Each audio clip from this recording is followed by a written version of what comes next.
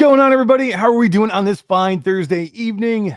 My name is Eric, and welcome to Q2C VR Gamer Live. We are a weekly VR talk show that is live every Thursday at 9 p.m. Eastern. We go live to Facebook, YouTube, Twitch, Twitter, TikTok, LinkedIn, Kick.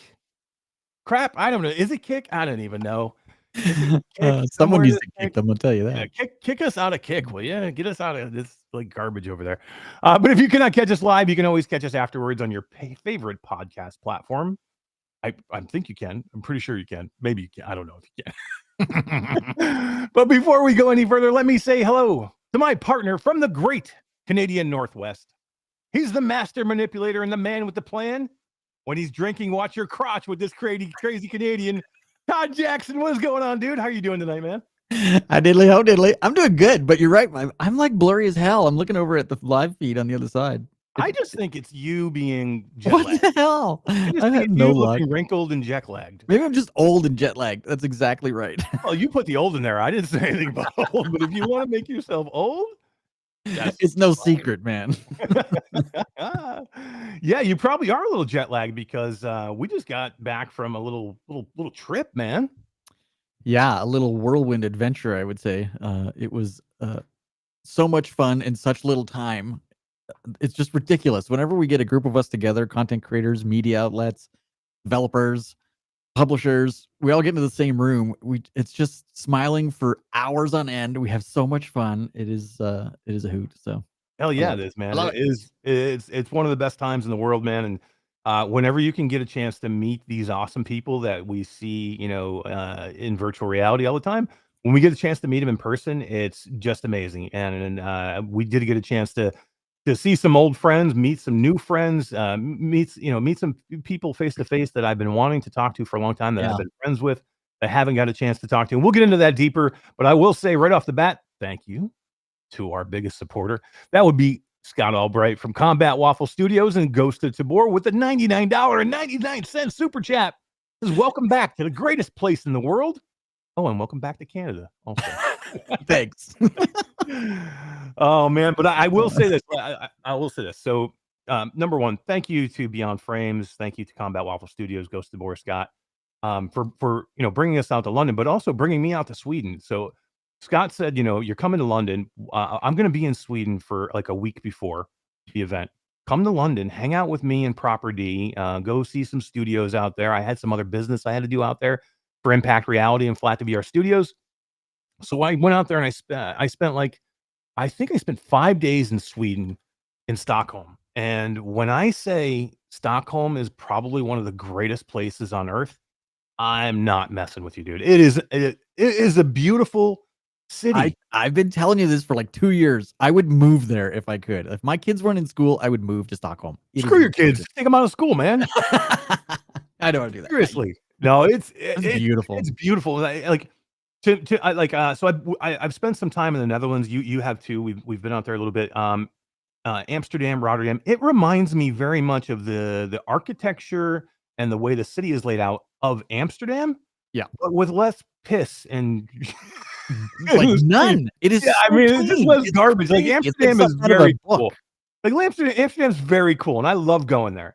But it's just not it's not like the cleanest city I've ever seen. Like to me, Stockholm, like you don't see you don't see a speck of like dirt and like there's no garbage anywhere in the streets or anything like that. It's like the most immaculate place I've ever seen. And we walked like forever and for everywhere there. Right. And who's in love with narrow cobblestone roads and little shops and gorgeous city. Little tiny streets and walkways and then these huge plazas. And we got a chance to see the king and the queen come down the street. At one point they were coming in because it was a national holiday there, and all of a sudden, the police came out of nowhere, and all of a sudden this cavalcade of cars and Maeva from Beyond Frames is like, I think we just saw the king and queen. We saw their car go by. I'm like, holy crap. So it's not often you get a chance to see a king and queen, but it was super cool. I think Scott is in love with it. Like literally, I think he's gonna move there for part of the he loves it more than I do, for sure. Oh no, he definitely does. He's like, I'm going back. I can't wait to go back. But yeah, it was a blast. We're gonna talk about that trip a little bit more as we go because, well, again, we did spend some time in Sweden, which we'll talk a little bit. I got a chance to go see our friends Resolution Games. Beyond Frames, and Fast Travel Games. There we get to see a couple of people, and then we did do an event in London for Ghost of Tabor that we're going to talk about as well. But Todd, we have some guests in here, and what I want to do first is say hello to chat, because it's been a little while since we had a chance to say hi to everybody, and we want to get back in action and say hi to the chat, and then we'll get to these amazing guests we have. So Haruko is in here. He says first AF. He's first AF, Todd. Excellent. He's one of my homies from Impact Labs. Yeah, Haruko is awesome, man. We have Arlen of the Arc Reactor is here. Mepper is here, saying hello to absolutely everyone, like Mepper always does. Let's see. We have Ryan B is here. It says, "Hey, friends, pumped for the show today." Hell yeah, man, I'm pumped too. VR Spry Guy, Brandon VR, Assassin 32 VR says, "Happy birthday, Spry Guy." Happy birthday, Spry. Tasselhof is here. He says, yo. I got some stuff to show from Tasselhof a little later tonight as well. Cool. Some little cool stuff he sent me. Hair Force 1 is here. Your favorite name in the world. Let's see who else do we got. Techno Glitch is in the house. Substatica says, "Hey players." Looper the Underground Game Cat is here. Salvador is here. What's up, yo? Todd. Orland Hooper's here. I know. I don't know if I'm gonna hit this right. Been a long time. Orland Hooper's jacked, yo. Dude, you got one job. I know, but it's like Hooper 7 buttons in. You got one job to hit the Orland Hooper button. Come on, man. I got it. Relax. No, it was good. It was good. Let's do it again. Let's one more time. Emotional damage. Just because I love Orland Hooper. Do it again. Orland Hooper's jacked, yo. Oh yeah, that's a clean version too. That sounds pretty good. Yeah, was a dirty version? I'm not going to play that one tonight. No, there was a dirty version. Let's see. RoTR is here. Michelle B is here. Let's see. Who else do we got? Rudy is here. We got some people over in Kick. Holy crap, Todd. We got Carol Dora 6795 is over in Kick. That is crazy. We actually have somebody in Kick. I know, right? Like we're just shitting all over Kick, and all of a sudden, boom, there's somebody over there. Kick. Let's see. Earth Witness is here.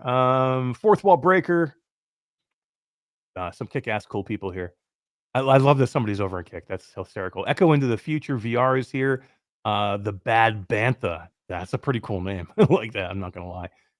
Hello, everybody. Thank you for coming in tonight. We appreciate you. Yeah, it's been a minute. We missed last week. We are gonna miss some weeks here coming in the future as well. But we're here tonight, and we have some awesome people to talk to. We got lots and lots of people here. Todd, we have the VRider team here, and let's bring them in here one by one, and say hello to them, because this is an amazing game, and I want to talk to them. Right up the bat, we have Giovanni Bazzoni is here. He's the president and founder. How are you doing? Good, Eric. Hi, Todd. Thank you for having me. No problem at all. And then up next, right in order, we have Eduardo Fernandez here, project manager. How you doing, man? How's it going, guys? Doing very well. Staying dry in Miami. Yeah, it is rainy as hell here in Florida right now. And last, but definitely not least, the most charismatic man I know, I think, Rodolfo Saccoman, the CEO of Viral Games. How you doing, man? I'm doing amazing. How are you guys? Very happy to be here with everybody. Yeah, man, we're super happy to have you guys. And first of all, before we get into all of it, we'll just say we love VRider. It's one of the coolest games. We needed a motorcycle racing game in VR for a long time. And you guys have done it so well. So we'll just say off the bat, congratulations, on the App Lab launch. Now, congratulations on the Quest launch. And you guys have just made it an amazing game. Thank you. These guys worked very hard. Yeah. So basically, you guys are, from Viral Games, which is the publisher for VRider. And Eduardo, you actually are project manager kind of for both, right? So you work, on a couple of things for Funny Tales, who is the developer of the game, and then work for Viral as well. So, but yeah, I just want to make sure we mention how great Funny Tales is, and how great of a job they actually did on the coding and developing this amazing game. But mainly you guys are from Viral, which is the publisher of the game, which we'll get into some more details of it as we go. But I want to talk about you guys a little bit first, so that everybody can kind of get a chance to know you individually. And Giovanni, I'll start with you. Please tell us a little bit about yourself. Tell us a little bit about yourself, your path. Give us your holy shit VR moment where you're like, I'm going to do something in VR. Okay. And then tell us your path to Viral Games. I'm an engineer. I'm Italian, and I founded Digital Taste, now Funny Taste, in 2006. But my track record on racing game development started in 2002 with Milestone, which is the biggest software house in Italy. Oh, wow. And I remember Squadra Corsa Alfa Romeo for PS2, so car and bikes racing game. And when the iPhone came out, we decided to start developing on mobile. So we purchased the Ducati license, and then we created a Ducati challenge. I still have a picture of Tim Cook playing at the Apple event, Ducati challenge. Hell yeah. Then we decided to move on SNES. Always on mobile was a success, 45 million of download. And in 2008, back in 2008, I think that was my VR moment. We tried to port the game on the Samsung Gear VR, so you had to snap the mobile. The display was half in two, but the game was fun. I still remember 100 frames per second. It was a C++ development. But at that time there was no controller. There were no controllers, so it was not natural interacting with a racing game. You have to use a joypad, was a barrier. But I remember a lot of interesting anecdotes. We learned the hard way how to, let's say, develop a racing game in VR, because I remember myself pushing the back against the wall because the horizon was tilting so hard that I had the feeling of capsizing, or tilting over. So VRider is our second attempt, let's say. Okay. Nice. It's cool. It's cool when everybody has that VR moment, because everybody does. You have that moment where you go, "Wow, this is pretty freaking cool, man!" And I want to do something. This is where I want to spend the rest of my life. Yeah, for sure. Rodolfo, we'll move on to you, man. Rodolfo Saccoman, tell us a little bit about yourself. Again, same thing. Give us a little of your background and give us your holy shit VR moment. Yeah, sure. So I was originally born in Brazil, lived all over Latin America, and then when I was 17, I came to the US. I went to Cornell. Man, I can make it long, but I'll make it short. So I've been in tech, kind of disruptive tech, AI, for a while now. I've my first startup, we won on Shark Tank in 2009. Wow, really? You were actually on Shark Tank? You made it all the way. You made it way all the way onto the show. Yeah. We what was won what was the product? Show. Yeah, it was a platform. Was the world's first online journaling platform based on cognitive behavior therapy. So it was pretty cutting edge. I think it was 10 years before its time, but it had like early traces of AI. So as you journaled, we had like a progress graph where you could measure your emotions. Then we had a recommendation engine based on what you were doing. So it was an amazing. It was a tool to democratize kind of well-being. So I did that. Man, I've worked at Wall Street, Morgan Stanley, Wall Street, Miami, but at Morgan Stanley. I've been trading stocks and crypto for a long time. Then 3 other startups. 2 of them were in AI, and I had exits. I did a startup. I've raised money from VC and angels. So I've done a lot of like really, really cool things. I have some patents under my name. So I'm kind of like a creative nerd that likes technology. And then my VR moment, I think, was really so. Viral Games, we are a gaming tech company, and we play different roles there. For VRider, we're the publisher. We're also thinking of doing some investments, obviously, of kind of leveraging community, publishing developing our own games. But one of our co-founders, his name is Massimo Colella, and Joe Victor is the other. These guys they've been developing games and publishing games for like 20 years. So those are the guys that had stores in Italy, and they sold their stores to GameStop. Oh, Look, wow. everything that's so when they approached me for me to join Viral, because they knew of my tech background and AI, they said, look, experiment. Because I had put the headset, but many years ago, which was not such a great experience, because I think the hardware was so not advanced, let's say, and the software hadn't really caught up. And then Massimo gave me the headset. I took it home and I started playing some Gorilla Tag. Oh wow. and you know, and it's kind of a younger audience game. A little bit, but yeah. Yeah, that wouldn't be the first game I would jump. Wouldn't I be know my first game. and 10-year-old average, whatever, 10 to 12, it's hard to get these numbers, but but I was with my son, and my son is 6.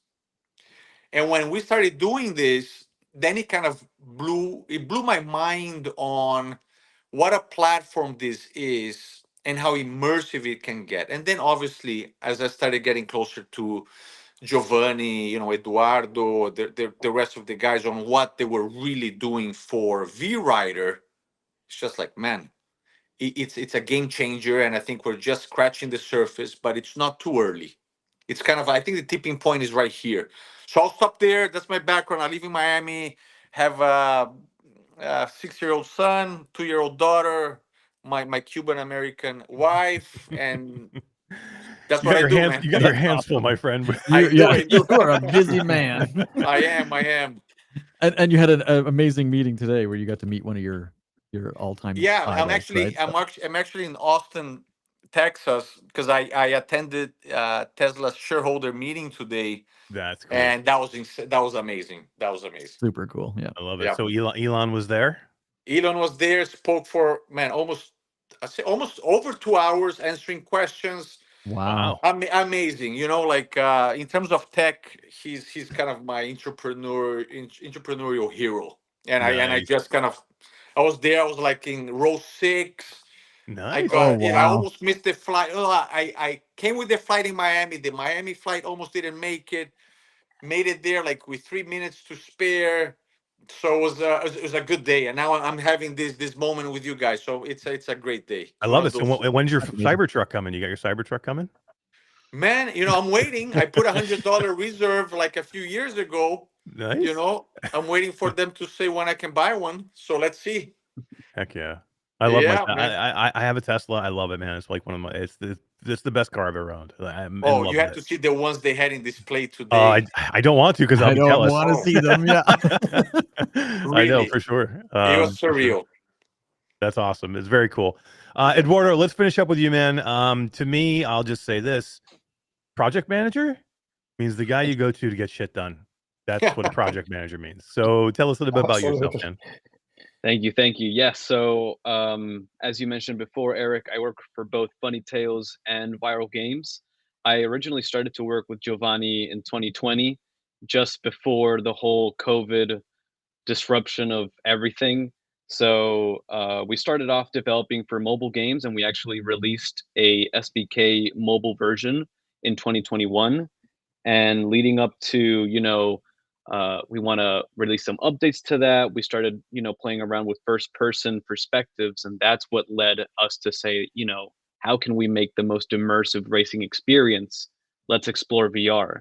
So, kind of leading into your question of my holy shit moment in VR was after working and testing for many, many months in just like a small screen that you only tilted and tap some of the screens to do actions, to then live that first moment of putting on the headset before I even tried any other games, transitioning from a mobile version of a racing game to the first prototype of the same game but in VR. It just kind of just blew my mind, and it made me realize not only the future like applications of how the market can evolve, but also it made me realize the skill of our team and the high quality product that we were developing. And I'm just so proud of what we've managed to do.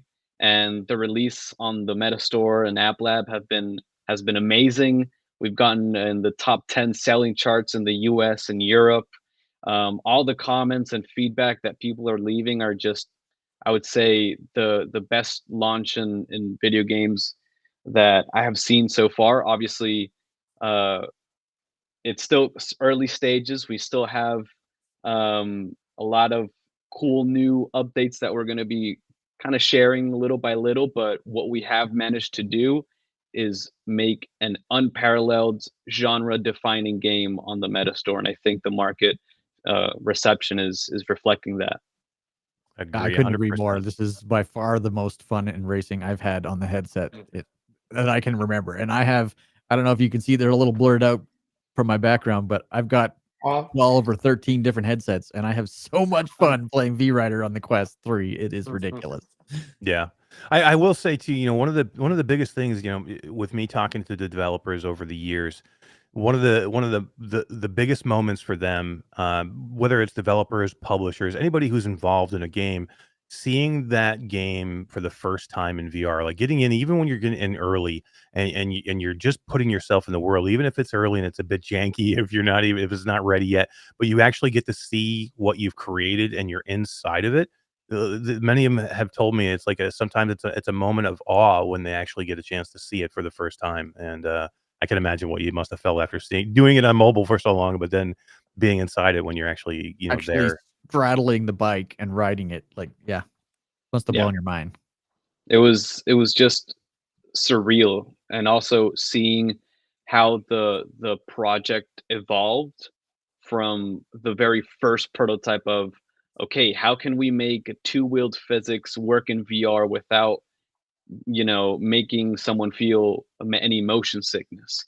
And we did a lot of different things, one of which Giovanni mentioned before was the horizon tilt. Yeah. And so that was a very good first moment of what not to do in VR and high speed experiences. Is if you do some movements, even though your head is still, the camera would, tilt, or the horizon would tilt. So that was a big no-no, and we learned that lesson pretty quickly.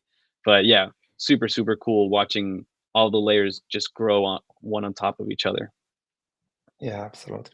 And we have to tell that many team members are bikers for real. Okay. Yeah.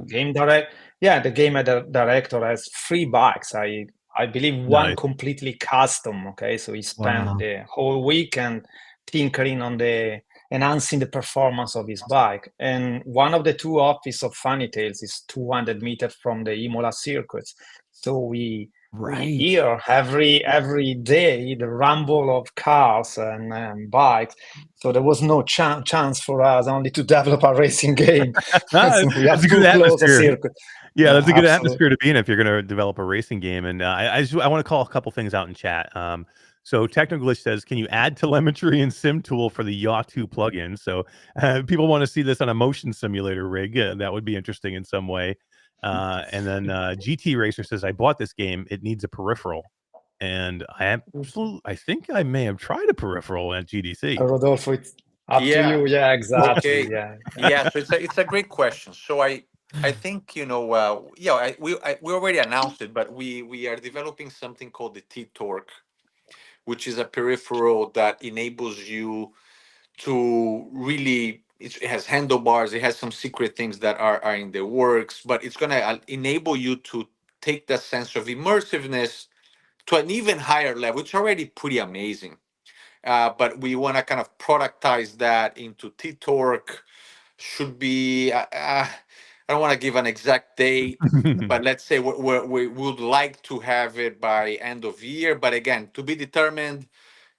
Don't write it down. There's a lot of work that has to be there. But the cool thing that we have noticed is that the way that the team designed the game, it's all about this, and it's one of the things that obviously attracted Viral Games to be a publisher, official publisher of VRider, is this concept of optionality. Meaning, if you have zero experience in VR, this game should be pretty easy for you to play. Now, let's say you are experienced in VR, but you haven't done motorcycle racing, you should have modes that can accommodate that. Now, let's say that you are an expert and you have been, doing VR for a long time.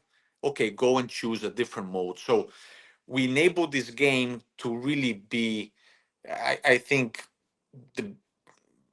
I don't want to sound like overly positive, but I think it's the best racing game in VR today in terms of simulation, realism, graphics. So they have developed it in a way that you can play with your hands, just tilting your shoulders and you're getting that immersive feeling. It's a little bit of a workout, but that's fine. There's different techniques where you can put your elbows on top of your knees and your legs and you can play it that way. And then some of these cool things, like if you join, the VRider Discord channel, people are creating their own peripherals. So people, Yeah, so you can using almost like 3D printer. Yeah, you can see 3D printer, but then there's some funny things, some people are getting brooms and just holding a broom. And Oh my God. so I like the virality of, what VRider is pushing out there in terms of the genre. So super excited for that. It's, as Giovanni said, it's in their DNA. Motorcycle racing and racing is their DNA. And on top of it, they're Italian, which means that they're amazing at design. There and are a lot of perfectionist. well-known brands like Aprilia, Ducati, and Bimota, Moto Guzzi, to name a few. You know what? I think this is a good time to let's run the trailer because before we get to the trailer, though, I wanted to mention, like you were mentioning, that this is a game that's good for the beginner, good for the intermediate, and good for the advanced. I also want to mention that it is good for the person who gets motion sick. A lot of people stay away from these kind of games because they think they're going to throw up riding a bike, and you're not too wrong. Like, it is very realistic, but there is motion sick settings in this game that prevent that. You just flick those on, and all those little symptoms that you think you're going to experience go away. And I think that not very many games do this. I can't think of any that are high speed action type, whether it's driving or racing or flying or whatever, that has that as a preset. You can go in and customize things in a lot of these games, but to just click one button and it's all done for you was a pretty smart idea. Todd, I think that's a great point. Kudos to all the developers. This concept of motion wellness technology, which is every game, at least every game that's coming out from Viral, it needs to have this technology. And the technology is a mix. It can be a mix of software settings, rendering settings, brightness of the screen. And for VRider, the Funny Tales team, I think nailed it, because one of these things is some games are easy, right? If you're static and you're just moving your hands, there's no, there's no parallel movement. Motorcycle racing is as tough as you can get in motion sickness, and these guys, they really nailed it. And and it's like it might be things optionality. Turn on motion wellness tech.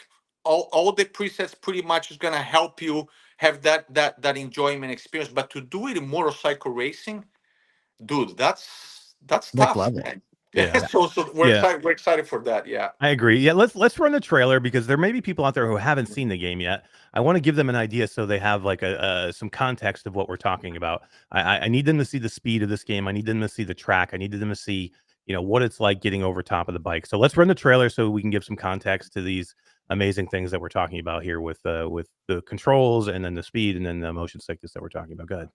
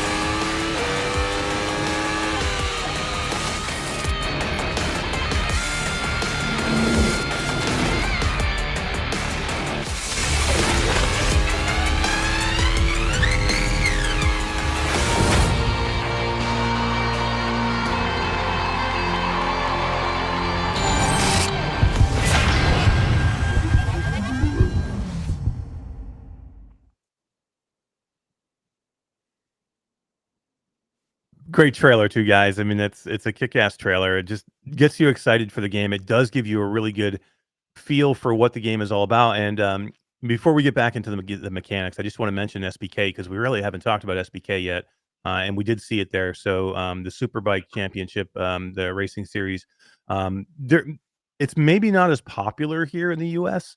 I know there is definitely fans here, but I think it's a little bit more popular in Europe. But tell us a little bit about the involvement of SBK.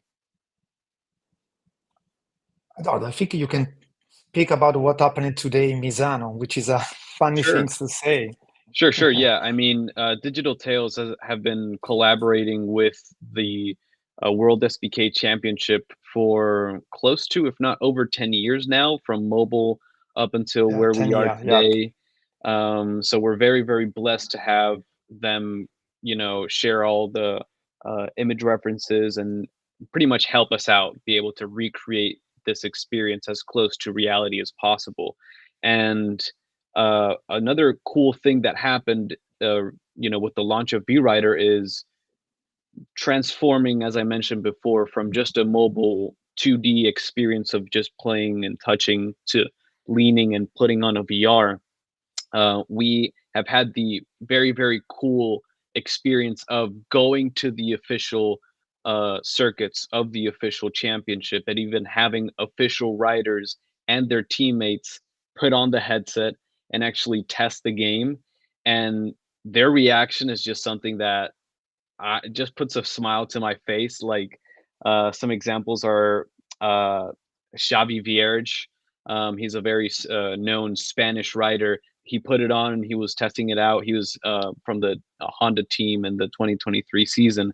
He was like, wow, like this is my bike. This is like my dashboard. I feel as if like I'm on my bike.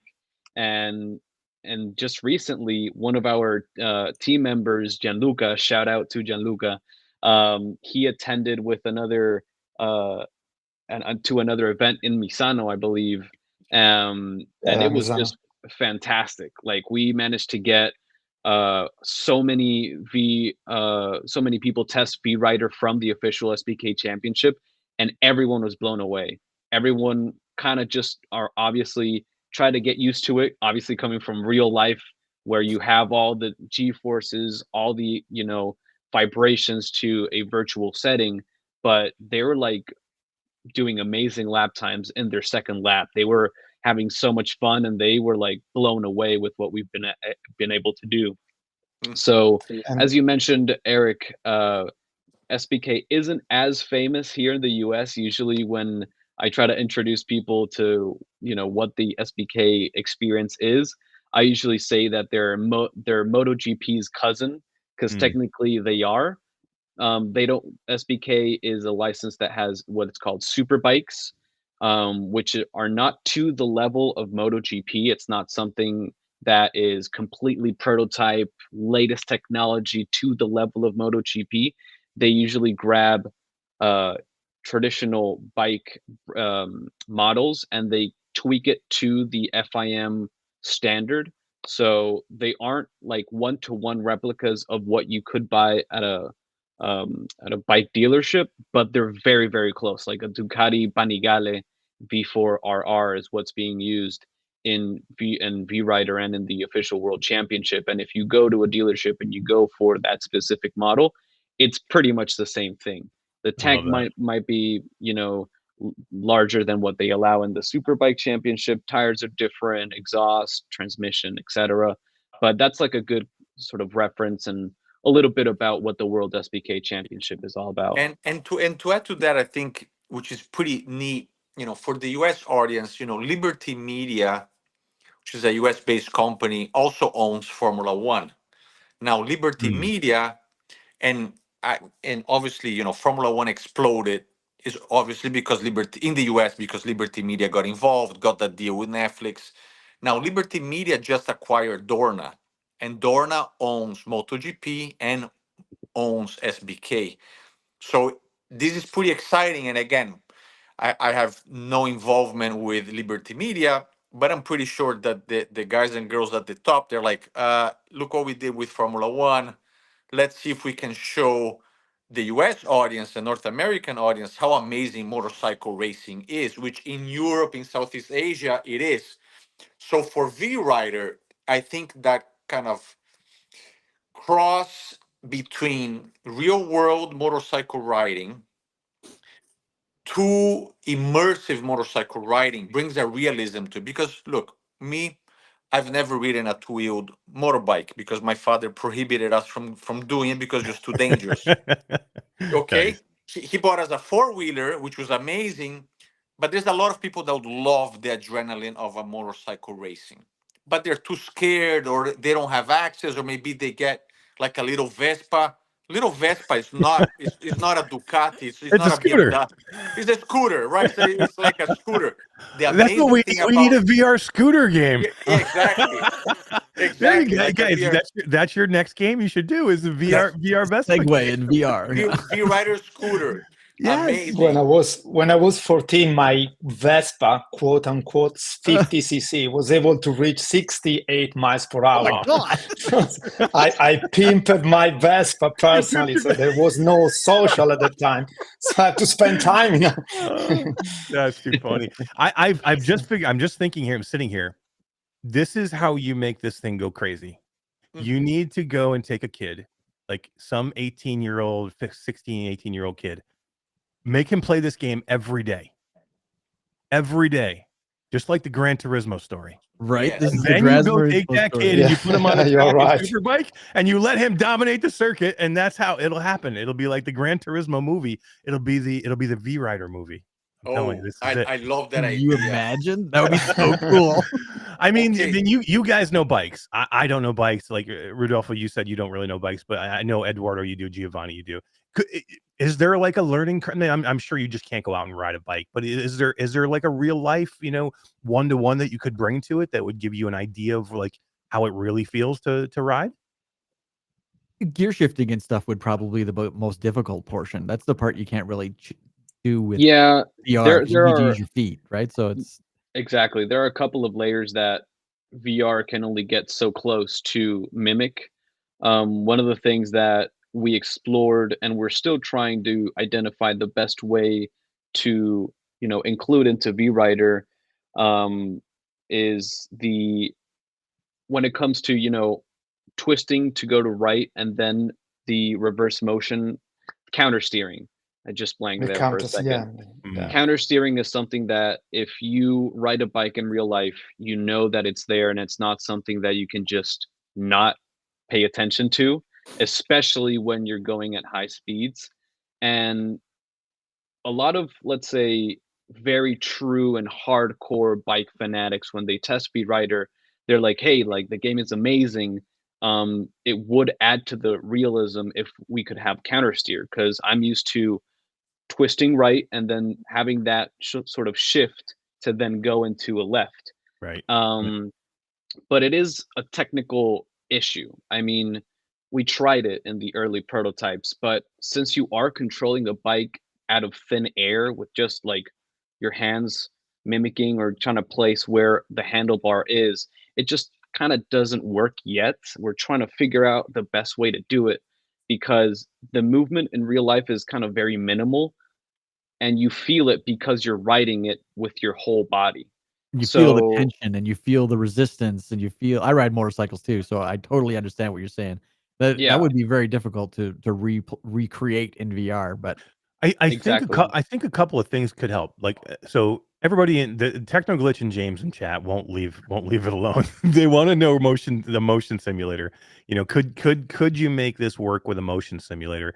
And then two, I think what would help is your peripheral that you're talking about, because yeah, that peripheral just wasn't a Absolutely. bar. Yeah. You had it on a 100%. spring.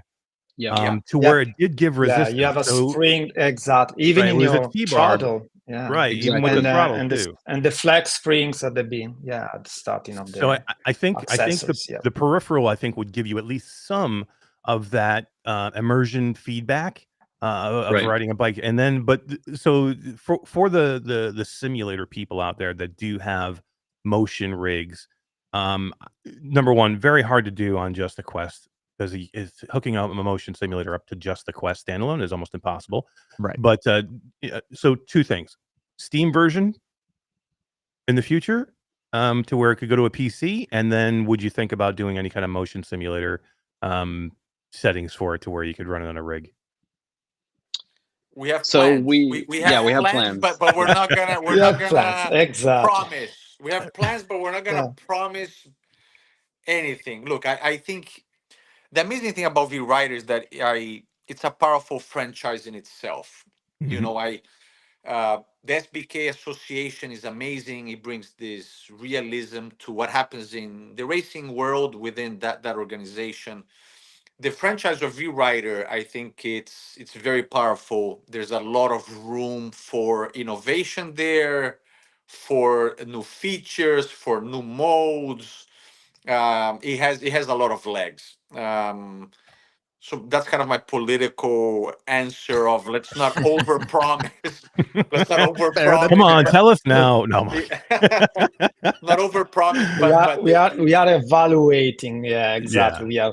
We are thinking of the future. That's- New feature. Let's say. that's all you But can one ask. thing, Eduardo, I think is very important. Today was a reality check for us in Misano because a lot of real rider, SBK rider, tested the game.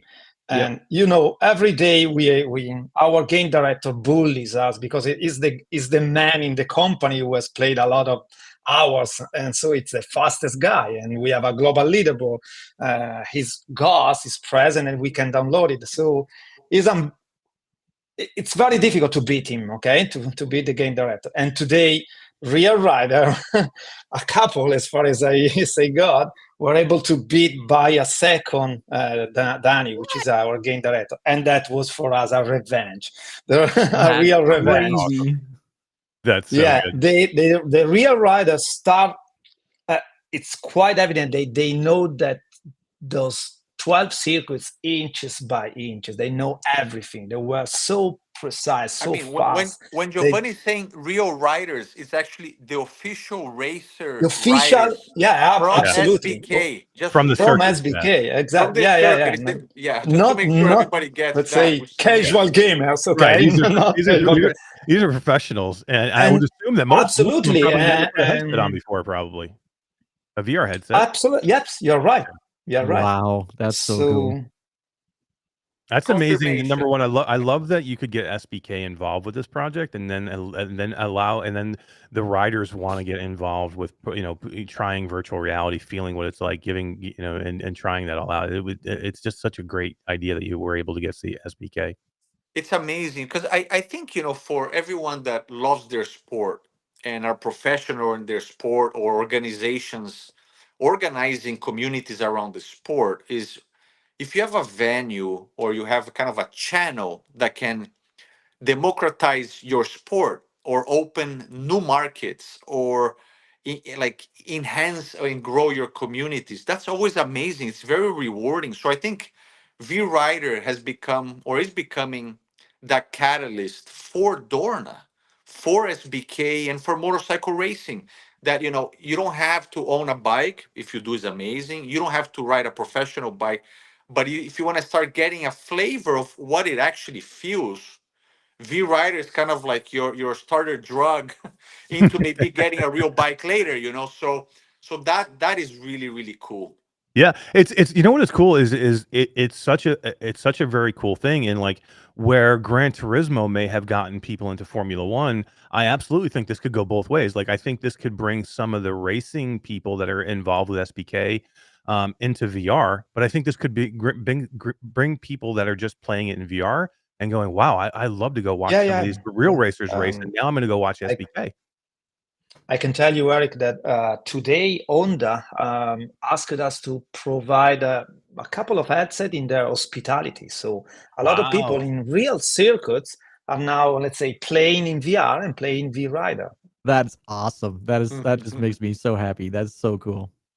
Yeah, heck yeah, Todd, you had a chance to play VRider, and you made a little TikTok, did you not? Let me grab that. Yeah, why don't you grab that, because you did a good TikTok. Because again, Todd is a rider, and you had a blast in VRider. So Michelle B in chat has asked a couple of times, and let me just grab. Hold on. Any support for one of these? Yeah. I saw those messages a couple times, and I was gearing up for that. But it is something that we're definitely aware of, and obviously along the discussions for porting for PC VR, PlayStation VR 2, BHaptics is definitely on the table. I would Feeling like that to rumble in your chest when you're if you Yes, could I there's would so just many cool things you could do, like with the rumble and just yeah, with hitting 100%. you know Yeah. hitting the throttle, the brake, the track. I mean, A collision, Eric. Yes. Every time you have a Oh, yeah. collision. Yeah, riding on the curbs, those little bumps Right. going off track. Exactly. Yep, 100%. So it is something that we're definitely keeping an eye on. Politically, I'll say it's on the table. Yeah. Everything is on the It's table. one. Yeah. It's one row in our Excel of future features of the game. Well, and that's what I'll say to everybody. Everybody watching now, everybody watching later. If you want these things, you have to support the game. You have to go buy the game. Like those are the things you have to do. Support the game, and then in turn, they'll be able to go out and help and do more things. Do a PC, maybe a PlayStation VR 2. That would be cool. A little rumble in the headset. Rating. Exactly. A little There you go. throttle with the trigger. Walking around the bike in the main menu, to tell you another interesting thing. So rating or review helps a lot in this moment. Yeah, it will, and then yeah, definitely. I mean, people, if you support it, and then you're able to do more things, and then it's not even just that too. Like multiplayer is here now. You're going to be doing multiplayer. You guys do have a roadmap for some more things that you want to be doing and putting into this game. Like give us some future plans. Like so the game is released now. It's a huge success. Everybody's talking about it.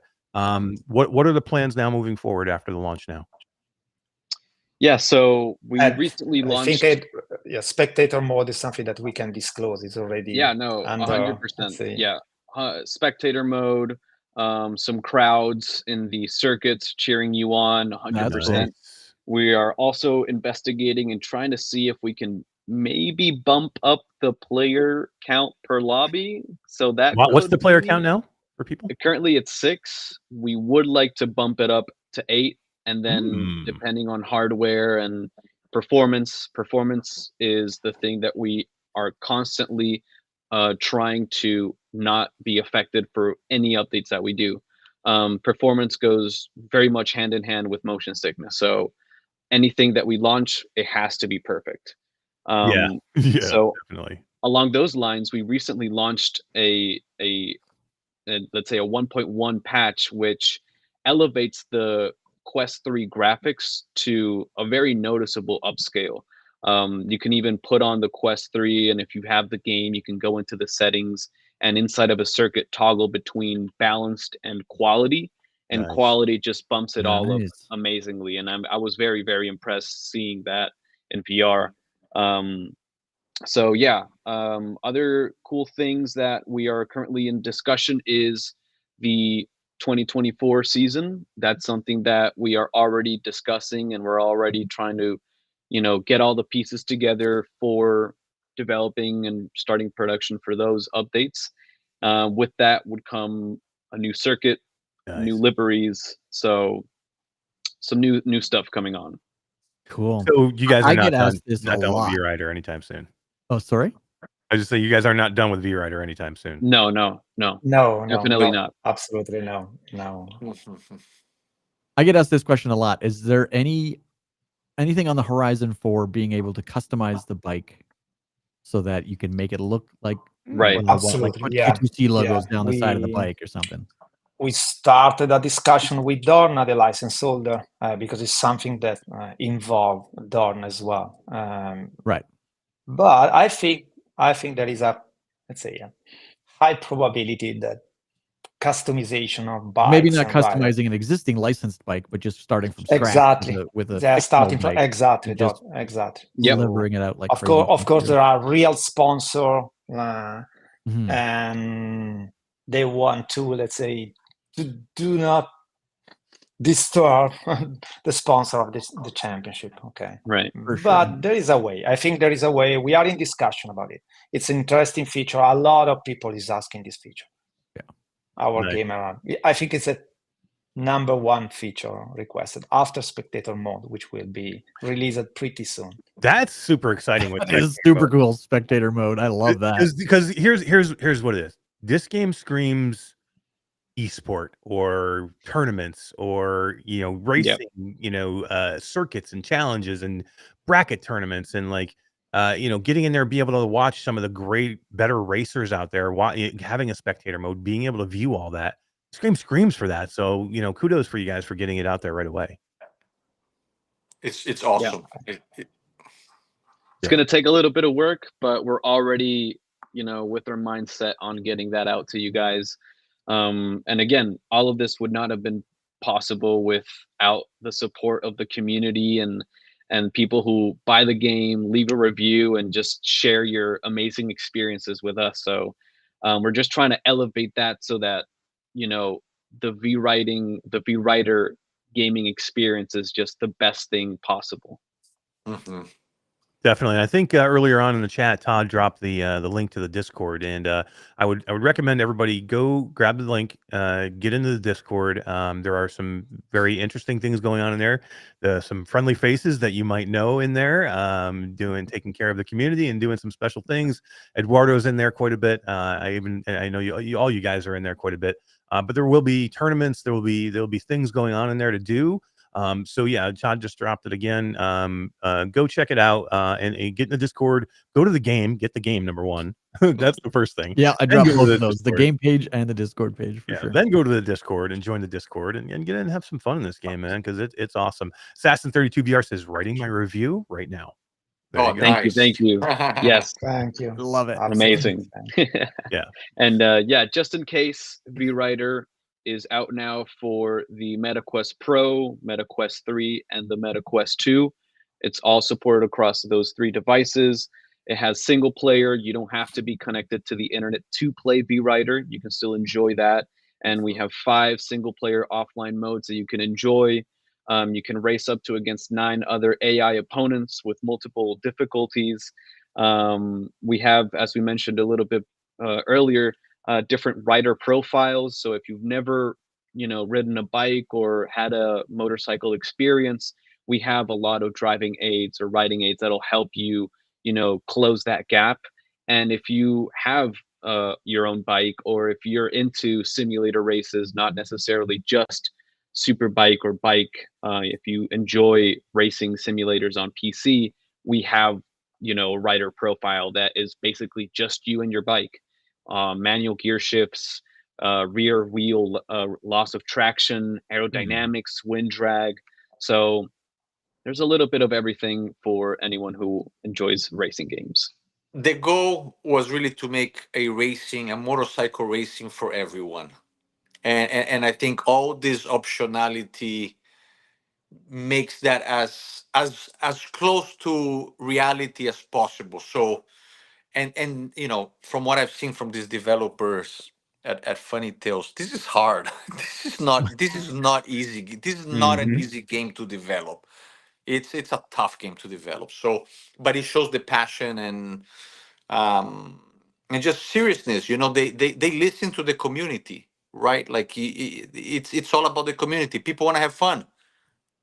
Gamers want to have fun. That's what it's all about. So, and it is fun. It's a blast. And it's a lot of fun. Yeah. Guys, thank you for spending some time tonight. I really appreciate it. You guys have done a great job with this game. This was sorely needed. Like there has not been enough. Number one, there's really not enough racing games in general, but almost no motorcycle racing games out there. So thank you for putting your passion and your forethought behind this and putting a great game out there. You guys have a lot to be proud of.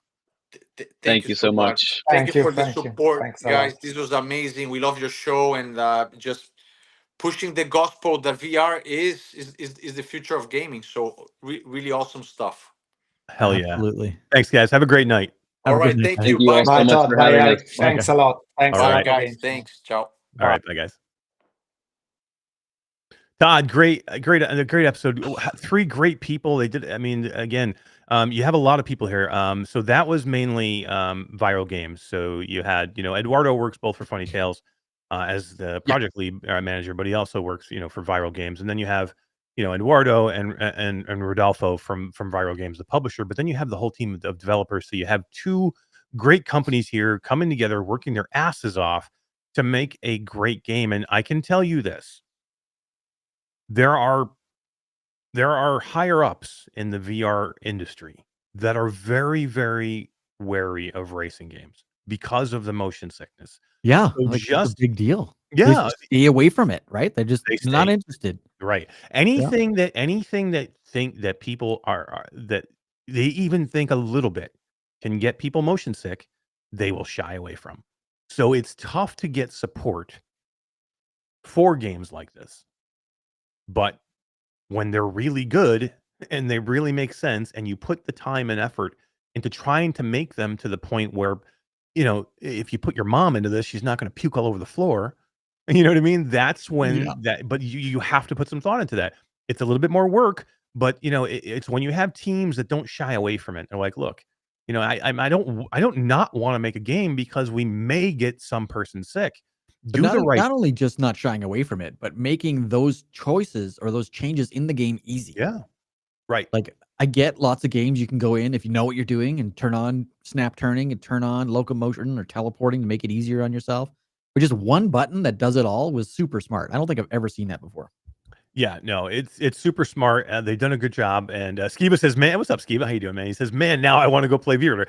Every time we do these, every time we do these interviews, every time we start talking about these games, and I'm like, I need to go in this place. Now I got to go spend another 3 hours in VRider. Now, guys, I want to tell you, I demoed this game at GDC. I think you did too, Todd. But Yep. I demoed this game at GDC, and they had the peripheral there, the T-bar peripheral. T-Torque or whatever they're calling it. T-Torque. So basically what it is, it's 2 bars, right? It's like a T, and it goes down to the floor, and it's on a platform.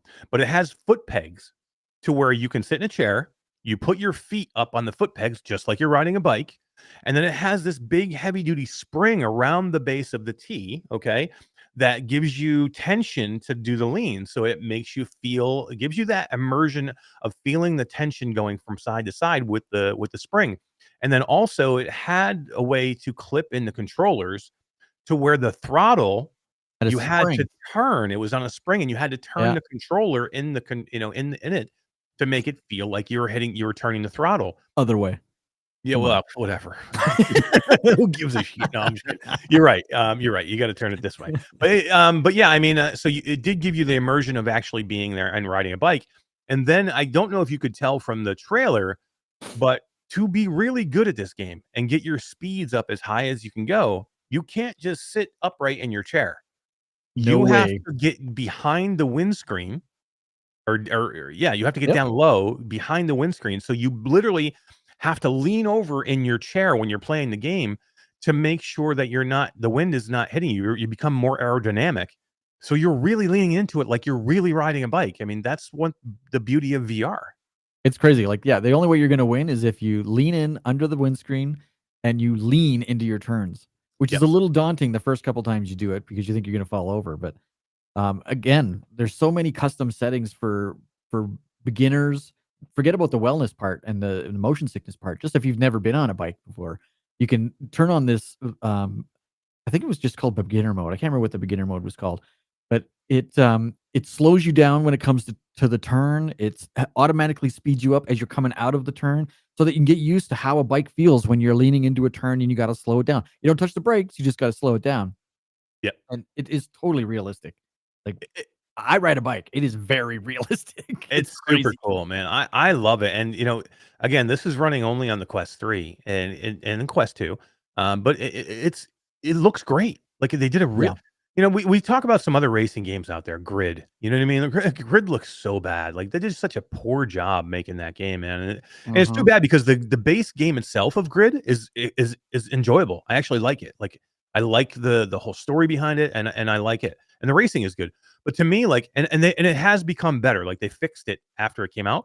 But when Grid launched, it looked like such a turd that I'm like, I cannot play this thing. It's so bad. I'm not getting involved with it. It literally looked to me like the Atari edition of Pole Position. I'm like, this is the best that you can do, and I'm like, I'm not doing that. To me, again, this is a studio's. I think this is their first VR game. Not their first game. They've done mobile and other things, but this is their first VR game. They've done a hell of a job making this thing look beautiful in the headset. The courses look real. They're going to be adding people, which is great. But I thought the bikes look accurate. The courses look good. I mean, it's not PC VR, but I think for standalone, this thing looks pretty on the Quest 3. If anyone's expecting that to be PC VR, you're nuts. Like, come on. it looks really good. The fact that they just did a Quest 3 graphics update, I love when games do this, by the way. And the part I love is when they put it in that you can toggle it on and off so that you can actually see it. So you're not just, oh yeah, this looks better. They told me they did an update. You can go in there, hit the button, and turn it off again, and see exactly how much has been updated. I love that. GT Racer says, yeah, I do too. GT Racer says, I love Grid Legends. And Skiba says Grid Legends was ported by monkeys. I think it was. I'm like, how you do can they love make that this game? game look so bad? I mean, yeah. And it's too bad because GT Racer's right. Grid Legends, the flat version, is really good. And again, the gameplay and the actual game itself, Grid on Quest, is a good game. It's too bad it looked like such crap in the headset. It's just, oh man. But I actually enjoyed the game, which is weird. But I mean, somebody mentioned counter steering in chat, and I can't remember. Typical Kiwi, does it support counter steering? And no, not yet. They're working on something that will. Counter steering, like I don't know if you missed it near the beginning of the interview. Counter steering, you actually need to feel the bike because you get resistance when you turn the wheel and then lean the other direction to turn a corner. You can't get that when you're just holding things in the air. It doesn't work. So there is no counter steering yet, but even without the counter steering, it's very realistic. There's nothing else like it. Skiba's got a great point, and I think he's 100% accurate with this. For Grid Grid on the Quest, he said they returned the resolution down until they hit frame rate, and they were like, "Good job, we're done." And that's fucking just so lazy. Like. That's so freaking lazy, man.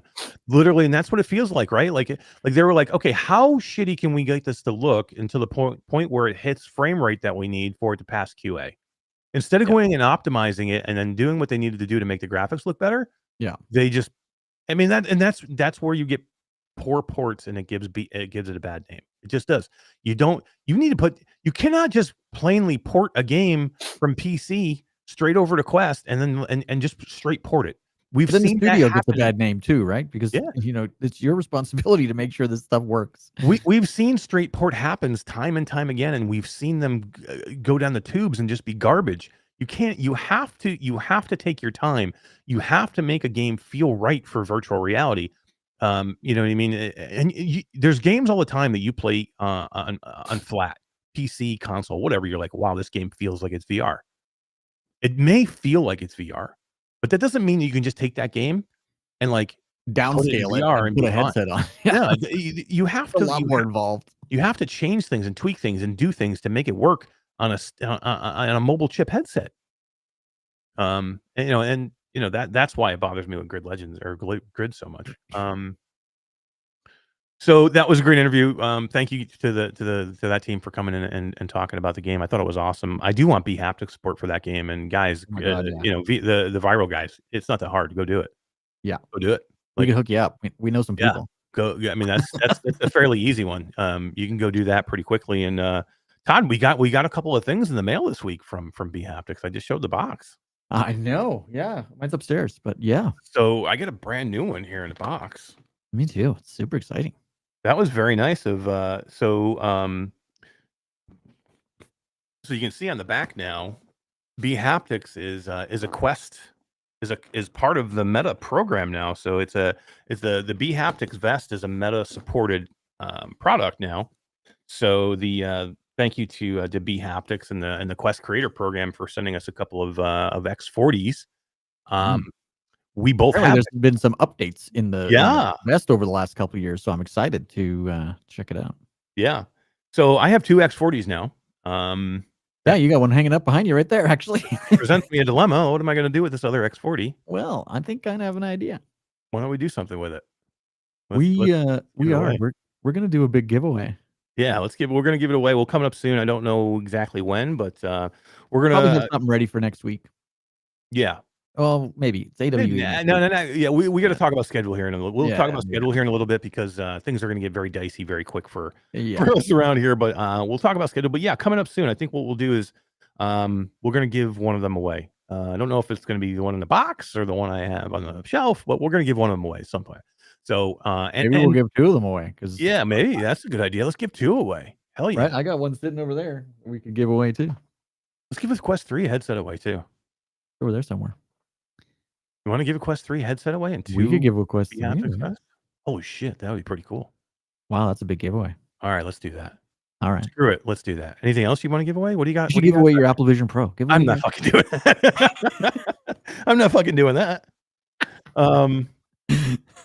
Yeah, we haven't put a big giveaway together. Let's do it. Let's do a big giveaway. We'll give away a Quest 3. We'll give away a couple of BHaptics vests. 2 BHaptics X40 vests. Yep, let's do that. Hell yeah. Maybe some games that have haptic support. That's a great idea too. Throw in tons of games now have BHaptic support. Damn. Let's do it. Tell your friends. It's coming. Yeah. Yeah, we'll put something together. We'll have something going on. We'll run it for a little while. We'll get we'll do a cool giveaway, man. It's been a while. It's been a while since we had a chance to do these things. Assassin 32 says, "Where's the wheel when you need it?" Wheel, no wheel. Wheel's gone, man. I don't see the wheel coming back. Do you? I don't think so. It was such a pain in the ass. Like, it's cool, and I get it from a viewer standpoint. It was really neat to watch, and you get all excited because you see your name spinning around, and maybe you're going to win something. But on the back end, it took me hours every week to track down people and track down game keys that were broken, and then end up buying shit. And I don't know. The best way to get keys now, 2 things: become a patron. Giving away keys all the time. Keys, or just go to the Discord. Like we'll keep trying to do that. Give away some keys in Discord, and then when we get key, we don't actively go out and try and find keys like we used to, because it's a lot of work and get keys from developers. But when we do have them, I think we'll just start giving away in chat afterwards. That's probably the best bet. I don't know if we can take Mickey Burr's title for. I know, freaking Mickey. What's up, Mickey? How you doing, man? He's dropping keys again. He dropped a couple earlier. He dropped a couple today. Yeah, I think Chatty got one of them. I saw them chatting back and forth. So how long until we do a catwalk giveaway? You guys want to give away a catwalk? James says the wheel was rigged. That's another reason why we stopped doing. Oh my god, you guys have no idea. And like death threats because I fucking rigged the wheel somehow. And it's never anybody that you know. Like, it's never anybody that you see in chat. Some random guy on YouTube. We would get messages like, "You fucking guys rigged this. You give it to all. You just give it to I'm calling the police. My lawyer's been contacted." I'm like, what? I mean, I'm like, $8 game for Christ's sake. I'm like, are people serious? Yeah, it's crazy. It ain't coming back. Yeah, of course. It's never any of our main community. It's just like, some random dickhead who's in chat who wants to win something, and just being a jerk. Yeah, you might. I shouldn't say never. You might see it every once in a while. Yeah, kind of cool. But yeah, it'd be cool.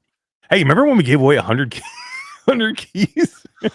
That was freaking insane, dude. That was insane. I'll never do that again. That was so much goddamn work. We chased people for 3 months. Almost died after that was done to give away all the shit that we thought people were giving away. It was ridiculous. We're never doing dude. Let's talk about Ghost of Tabor, Beyond Frames, Ghost of Tabor. We talked a little bit earlier in the beginning. Some super cool stuff. We had a chance to. I had a chance to head to Sweden. We both. I flew into London, got on another flight, flew into Sweden, spent 4 days hanging out with property. I didn't have the bandwidth or the liver. Yeah, you could have went to Sweden. I know. I was invited to the whole Sweden thing too, and I was like, you know what? AWE's next week with this whole London thing's already going to take up most of my week. I can't go to Sweden too. I just can't do it. My liver and my mind. You're such a pussy, man. I should have gone. Like the first thing Scott said to me when he saw me was like, "What the fuck? Why weren't you in Sweden?" I'm like, yeah, I know, man. I'm so. What's up, Betty? How are you doing? Wes is here. Betty stopped in. Kubo 92. We got a lot of late people sliding in late. What's going on? How you guys doing? Thanks for coming by. Virtual Spanish fighting. Yo. Yeah. So you didn't get a chance to make it to Sweden, but I did. I got a chance to go to Stockholm. Got a chance to meet, go hang out with our friends over at Resolution Games, play a little Spatial Ops. Spatial Ops got some cool updates, man. I can't say anything, but Spatial Ops, keep an eye. Keep an eye. That game is not gone for sure. Beautiful studios over there at Resolution Games. Isn't it gorgeous? You know what's better than the studio? The people. Resolution Games just has the nicest, whether it's the people that are, because they have some people that are located here in the States, which are amazing people. Paul Brady, Amber Moak, Stephanie, from Resolution Games that were on this side of it. But the whole studio, the big studio that they have in Sweden, some of the nicest people I've ever met, Todd. Like they're so nice. Yeah, it's just Sweden, man. I swear to God, I would move there. Seriously, the people in Sweden are all awesome. Just the freaking coolest people. I love the whole city is awesome. Stockholm's just amazing. I haven't gone to anywhere but Stockholm, but I don't Same. know if I'd want to. Like, I could just stay in Stockholm and be fine. It's just gorgeous, man. So much to do, so much history, so many museums and churches and old castle buildings and places to walk and so many VR developers in one city. Holy crap. Yeah. Stockholm's a hub. I can't talk about anything, but I got a chance to demo 2 brand new games while I was in Sweden. Not at Resolution Games, but 2 brand new games out there. And Did I just say where you were? can I There you say? go. I wouldn't. No, I wouldn't. Yeah, I No. don't even want to say where I am, where I was. But I was at. I got a chance to demo 2 brand new games. The one that hasn't even been announced yet, and I'm just gonna say that I was blown away already. So it's just when I get a chance to check out new games that haven't even been announced yet, and I get the chance to see in a headset, it just gets me so jazzed for the future of what we do. And man, it's so exciting. It really is when you see these amazing studios, you see the hardworking people working on these games, and they're just kick-ass good people. Chatty says Sweden has ABBA. They have an ABBA museum right there. They do. Stockholm. So I didn't get like the what do you call it? Like a head office of IKEA is right in. Oh yeah, IKEA is there. I mean, it's a game development mecca, not just VR. Not just VR, yeah. Flat games, cell phone games. Yeah, Embracer's there. Candyland or Candy Strike or Candy whatever that game's called. Candy Crush, that's it. Yeah, Their head office. Then you have all the VR studios. You have Fast Travel Games. You have Resolution Games. You have Beyond Frames. It's just a really, really cool place. And I just love Stockholm. And yeah, we got a chance to spend some time there with with Scott from Combat Waffle Studios, Maeva from Beyond Frames, Proper D, the tutorial guy was there from if everybody knows Proper D. And then Todd, then we jumped on another plane. We headed back to London. And then we got a chance to do something pretty cool. You want to run some footage on what we got a chance to do? Sure.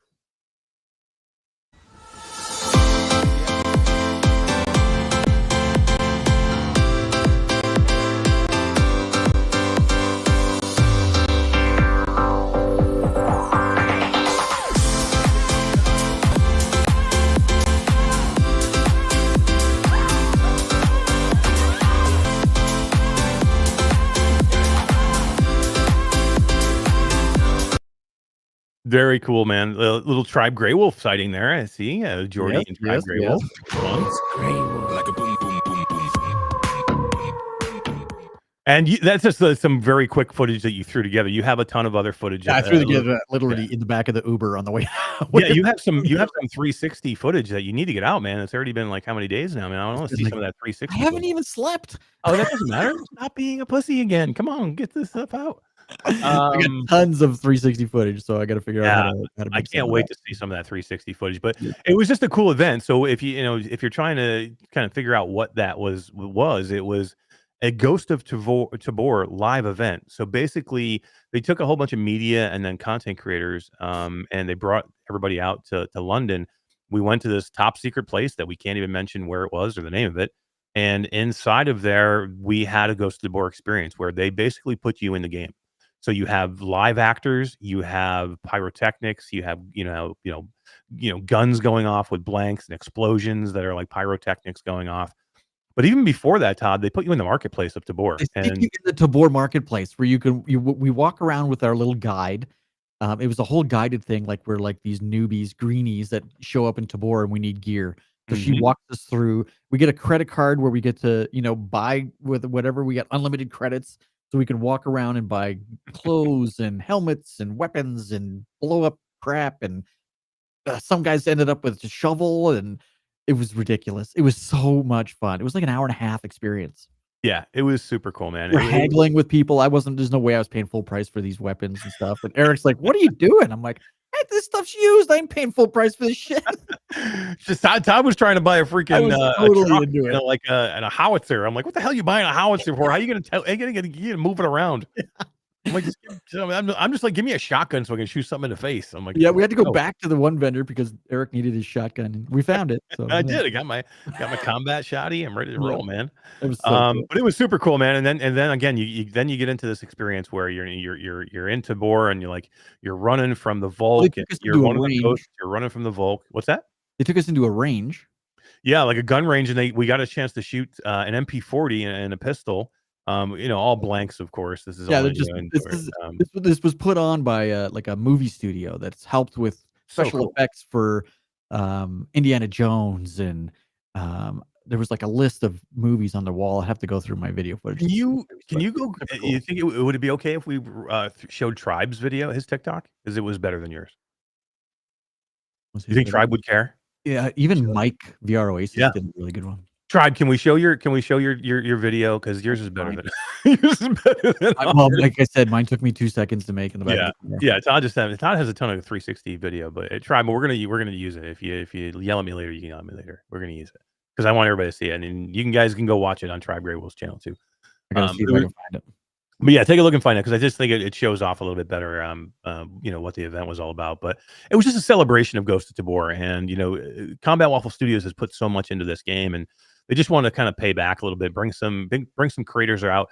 We were able to do kind of like a fireside chat. We got some information about with Scott. Scott was gave the creators and some media some information of what's coming. Some information of like what we might see coming in the future and what's going to be happening with Tabor, and then some other things that was super cool to hear and see. Todd, we got to meet some new friends. I got a chance to hang out with the Rough Talk boys, and so did you. I know, that was super cool. They actually came to Sweden, and I did get a chance to hang out with them in Sweden. We went together to the Resolution Games and did some things at Resolution Games together. That was cool, and then they came to London, and you got a chance to meet them in London. It was cool, man. It was cool to hang out with Damien and Brian, and they're just awesome people, man. It's the first time I've had a chance to meet them in person, and I love them, man. They have a great podcast, father and son. They're just freaking awesome people, man. And it's just when you meet the great people in this industry and you see them, you're like, at one point, I know I'm going to get to somebody where I'm like, wow, this guy's a jerk. But I just have not gotten. It is the fear, though, right? Like when you think about the influencers and content creators and stuff I've seen in the flat world, some of them are just assholes that I don't even want to meet. Yeah. But I have not seen that yet in VR. Yeah. So, it's very rare. It's very rare where I come out of an experience and I meet somebody. I'm like, oh, okay, that didn't live up to it. That didn't live up to my expectations. But I mean, in VR, it's not that way. I met these guys and for the first time in person, and I hung out with them, and I felt like I'd known them for 10 years. You know what I mean? And got to meet some Alpha Bro, who is another creator who he was super cool. Yeah, super cool dude who got a chance to hang out and chat. I mean, he was super interested in everything we're doing, and I was super interested in his channel. Volk VR. Yeah, it was the German, right? Yeah, the Norwegian guy. Yeah. It was just cool to see some, and then get a chance to hang out with some old friends. We spent a lot of time, and then actually, before we get to the old friends, one new, not a new friend, but a new acquaintance that I got a chance to meet, part of the Impact team. Now we got a chance to meet Miles Dyer.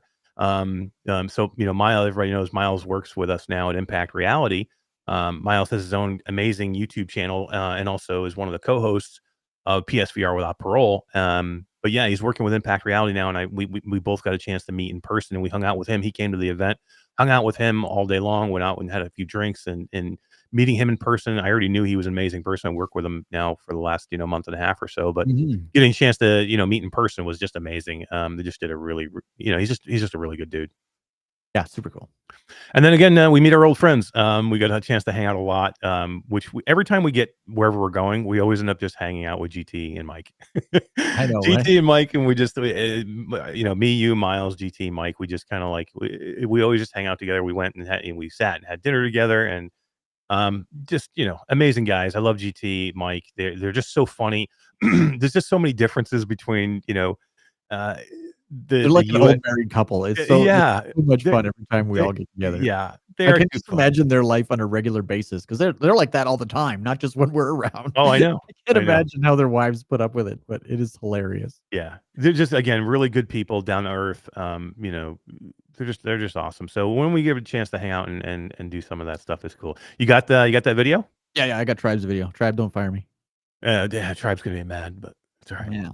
I'll beg forgiveness. I'll link their TikTok. You'll be all right. Yeah, link their TikTok. There you go. But it's cool. They did a great job. Go follow Tribe Grey Wolf.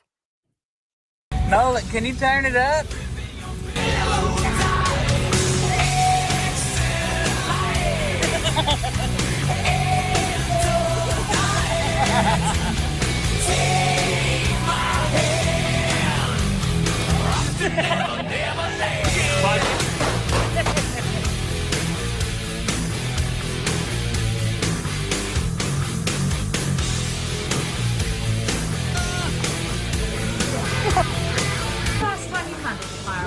No, and it won't be the last.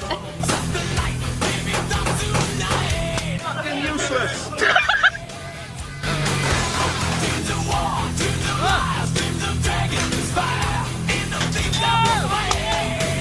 What did you get?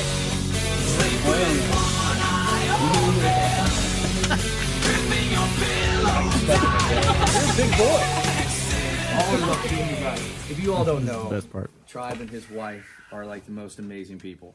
They sent us stuff for our son when he was born, and they reached out and they put a House of Scott onesie. And ever since then, like, I mean, even before that, I always really enjoyed their presence, but it showed me what kind of people they really are. And there's not a lot of people like them in the world. So appreciate them. Thank you. Scott, you're gonna make me cry. Don't cry. Don't cry. Thank you. That, you know what? Steve was right. We're getting demonetized. We're totally getting demonetized. We're totally getting demonetized. And just having that video and having Scott talk about the Grey Wolves and explain to everybody what, if you've met them in person, you already know how great freaking people they are. It was worth demonetizing that video. I could give two shits. I care less. But they did a great job. I mean, that music goes perfectly with that video. Like, because it's funny because that music was playing in the car on the way there. Like, we weren't just lip syncing there. We were all listening to Metallica on the way. At first, we were listening to like Justin Bieber or some holy shit. Crap. We were like, can you change the music? This is not what Ghost of Tabor is about. Change the music. Yeah. So then they fired up some Metallica, and it was the reins were off then. It was kick ass. And I forgot to mention Tribe and Jordy Grey Wolf that were there as well, and we got a chance to hang out with them, and they're just great people. Like, every time I see them, I'm so happy, and every time I leave, I'm sad. I know. The best part. I don't think you can say a nicer thing about somebody when you say that. The best part for me was that the Grey Wolves were at my house the week prior to us going, so I've had like my fill of Grey Wolves for the last 2 weeks. I love it. Can you get your fill of Grey Wolves? They had so much fun here, dude. and they were just grinning from ear to ear the whole time. Their flight was delayed by 2 days. Oh, they got I know. In a hotel, they got sent back home to California. They got redirected to Vancouver. Then they had to come here. Like, it was a nightmare. I'd have been pissed. You know what the moral of that story is? Smiling their faces off the entire time. Moral of that story is don't go to fucking Canada. Shut up.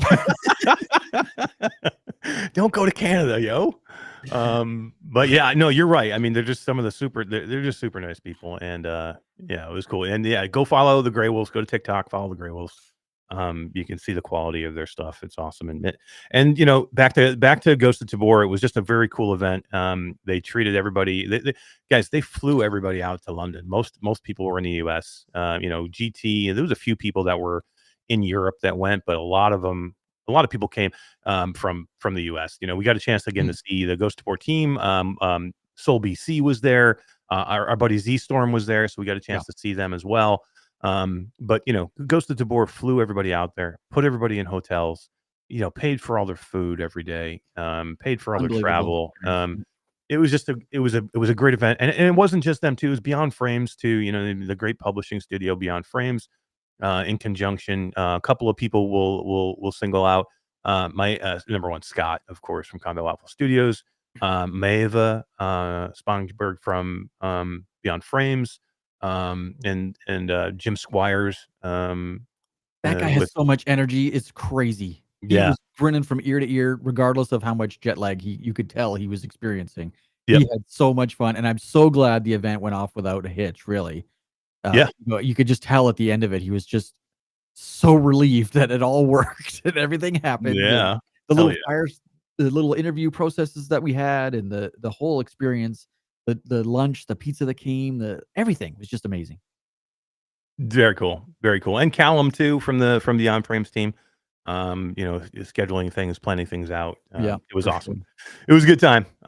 But yeah, I love those guys, and it was a lot of fun. And we'll I'm sure we'll be hearing some more. This October we might be doing something special with Combat Waffle. We'll see. It'd be so exciting. Yeah, keep an eye out. We got Q2C and Combat Waffle coming up. Yeah. Cool stuff. Something's cool's coming. Cool stuff. All right. What are we going to talk about next, Todd? I don't even know where to go from here. I think I closed my show notes. I don't know. Let's talk about Pimax, because one thing I did mix while I was gone. Pimax is doing their road shows again for the Crystal. So I think it was a good time to kind of talk about Pimax a little bit, and you got a couple videos. You want to pop one of these up here and in the background while we're talking about it? Because that's the only thing that like sucked about timing wise is they had a road show in Miami, where they're doing these road shows where they're going around the country and they're just showing off the Pimax crystal to people, and they're just inviting people in to come and check it out. And I think they went to Miami, they did one in Europe, they are thinking they're in Washington now, and then they're going to LA and maybe New York. But yeah, unfortunately I didn't get a chance to do it. I would have definitely drove down to Miami to go. It's only an hour and a half or 2 hour drive. I would have Right. drove to Miami to check out the crystal headset. But thankfully, I think, Todd, they're going to be sending us very soon a batch of the crystal, so we can get a chance to the crystal light. That'd be great. Yeah. To see what this thing is all about. I did get a chance to look at some of these videos. These are videos from the road show, Mhm. and mainly these are sim people that are taking a look at this. But again, I think this is a lot of what you'd want in a headset is the sim part of the headset. So I thought, what they had to say made sense. It sounded good. Without putting my hands on this headset yet, I don't want to say anything else other than, I'm hopeful and I've always been this way. I'm hopeful for Pimax. I'm hopeful that this thing looks good. The one thing I can say, Todd, this thing is not getting any smaller. I know. I think they're just leaning into the giant boat on your face or whatever. Like, it's huge and it doesn't need to be. If you're gonna call it a crystal light, how can you have it be like a half an inch smaller? Right. Somewhere? Make it a little bit lighter and smaller. Yeah. I just want to Miami in 2 hours, Michelle. It's not that far. I'm only live in Tampa. 2.5, maybe 2.5 hours. Maybe 2.5 hours. A quick shout out on TikTok. We have Daybreak is over on TikTok. He just developed his own new video game, VR game. Yeah, Shark Bait, right? Yeah, he's definitely check it out. It's on TikTok all over the place, and it looks really cool. I haven't checked it out Daybreak yet, but it looks really cool. And so why don't we have? Yeah, what's up, Jenna? Why don't we have Daybreak on the show and talk about this? Yeah, we should totally, man. You want to come on the show? Is he still there chatting in TikTok? I think he's still there. Yeah. So, dude, come on. Why don't you come on one of our next shows coming up when you're available? Because I think how to get a hold of us for sure. I think he's going to be coming and going to college not far from me, which is kind of cool. It would be cool if I get him in studio. That would be cool. But yeah, I would love to talk to Daybreak. Daybreak's got a great freaking TikTok channel, man. He's super funny. Yes. Super smart, and he's developing his own game, which is kick ass, man. That's crazy. Most kids I'm down, he says. Most kids his age, you can't get them off the fucking couch for 5 minutes. And then when you do, you're just playing Fortnite for 16 hours a day. He's got a super successful TikTok channel, YouTube channel, and then he's still going to college, and he's making his own freaking video game. So how cool can that be? So hell yeah, man! Come on, and why don't you come on and we'll talk a little bit about, because I'd love to check things out, talk a little bit about the game and about you. So yeah, next time we do a show, we're gonna be at. We'll talk a little bit of schedule real quick. We're going to be at Awe next week, so that's going to screw things up. So no show next week. But I think I was going to be coming back from Awe, Todd, and I was going to go to Italy on a family vacation for 10 days.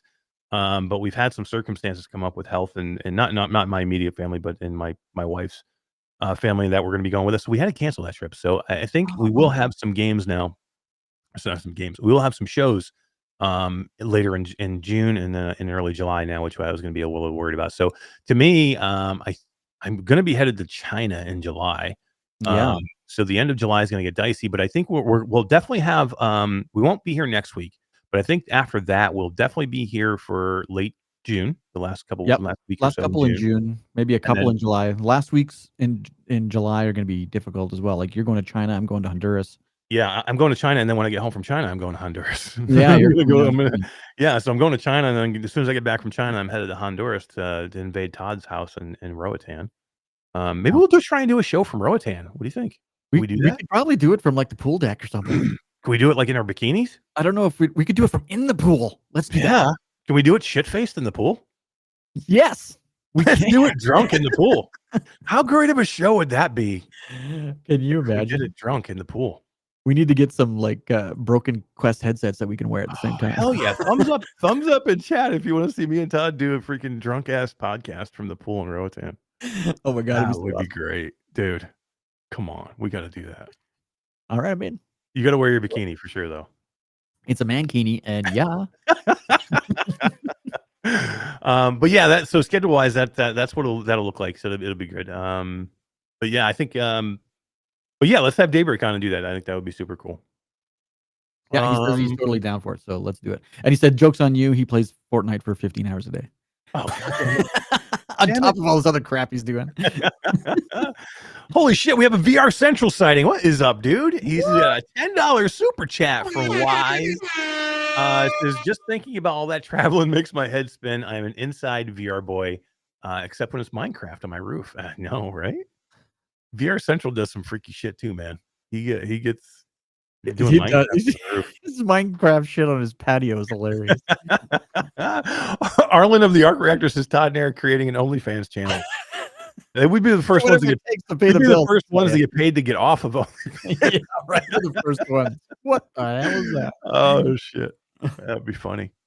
But yeah, it'll be cool. And then I think we're going to be around a lot of the summer, so it'll be good. It'll be good. Stranger says, you know who else loves to do it? Shit faced in the pool. My mom.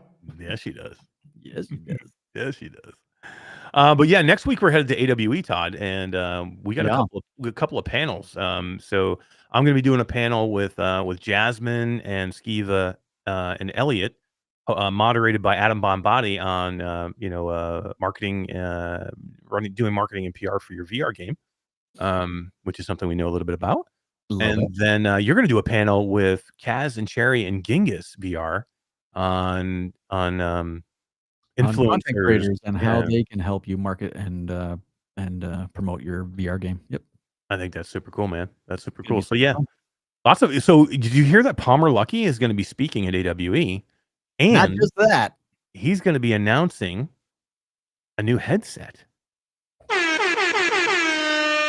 That is crazy cool. I heard some rumors today too that I hope aren't true. But you heard it was going to be a consumer-based headset? No. Or not a consumer-based headset? I heard he might have partnered with someone, which I wasn't. I heard that too. You heard he partnered with Darshan from Big Screen. I hope that's not true. But I mean, look, maybe like the guy's got good business sense. Obviously, just I think the big screen was a flop. I would say this: if you have a big screen and this news is true, you might as well throw that thing in the garbage because support for that is done. Like, you know what I mean? If Darshan's partnering with Palmer on another headset, and they haven't even shipped the audio strap on this fucking thing, I'll be pissed.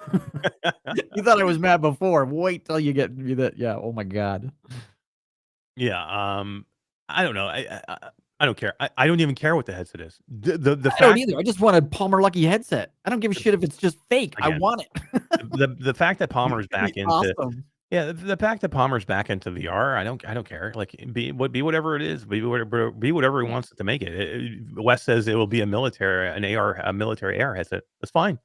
I'm completely fine with that. Like him back in the industry, developing hardware is exciting. So yeah, I mean, do I want it to be a gaming headset? Hell yeah, of course I do. And he's a gamer at heart. I know that. So I mean, there is a possibility he could do that, but I do think it'll probably not be that. But I don't know. I don't care. Again, I'm happy that he's getting back into this part of the business, and I do think that he couldn't do that for a long time. Like I don't know this for sure, but I'm thinking that when he parted ways with Meta, I'm assuming there was some type of agreement that he was not able to get back into the VR space for a certain amount of time.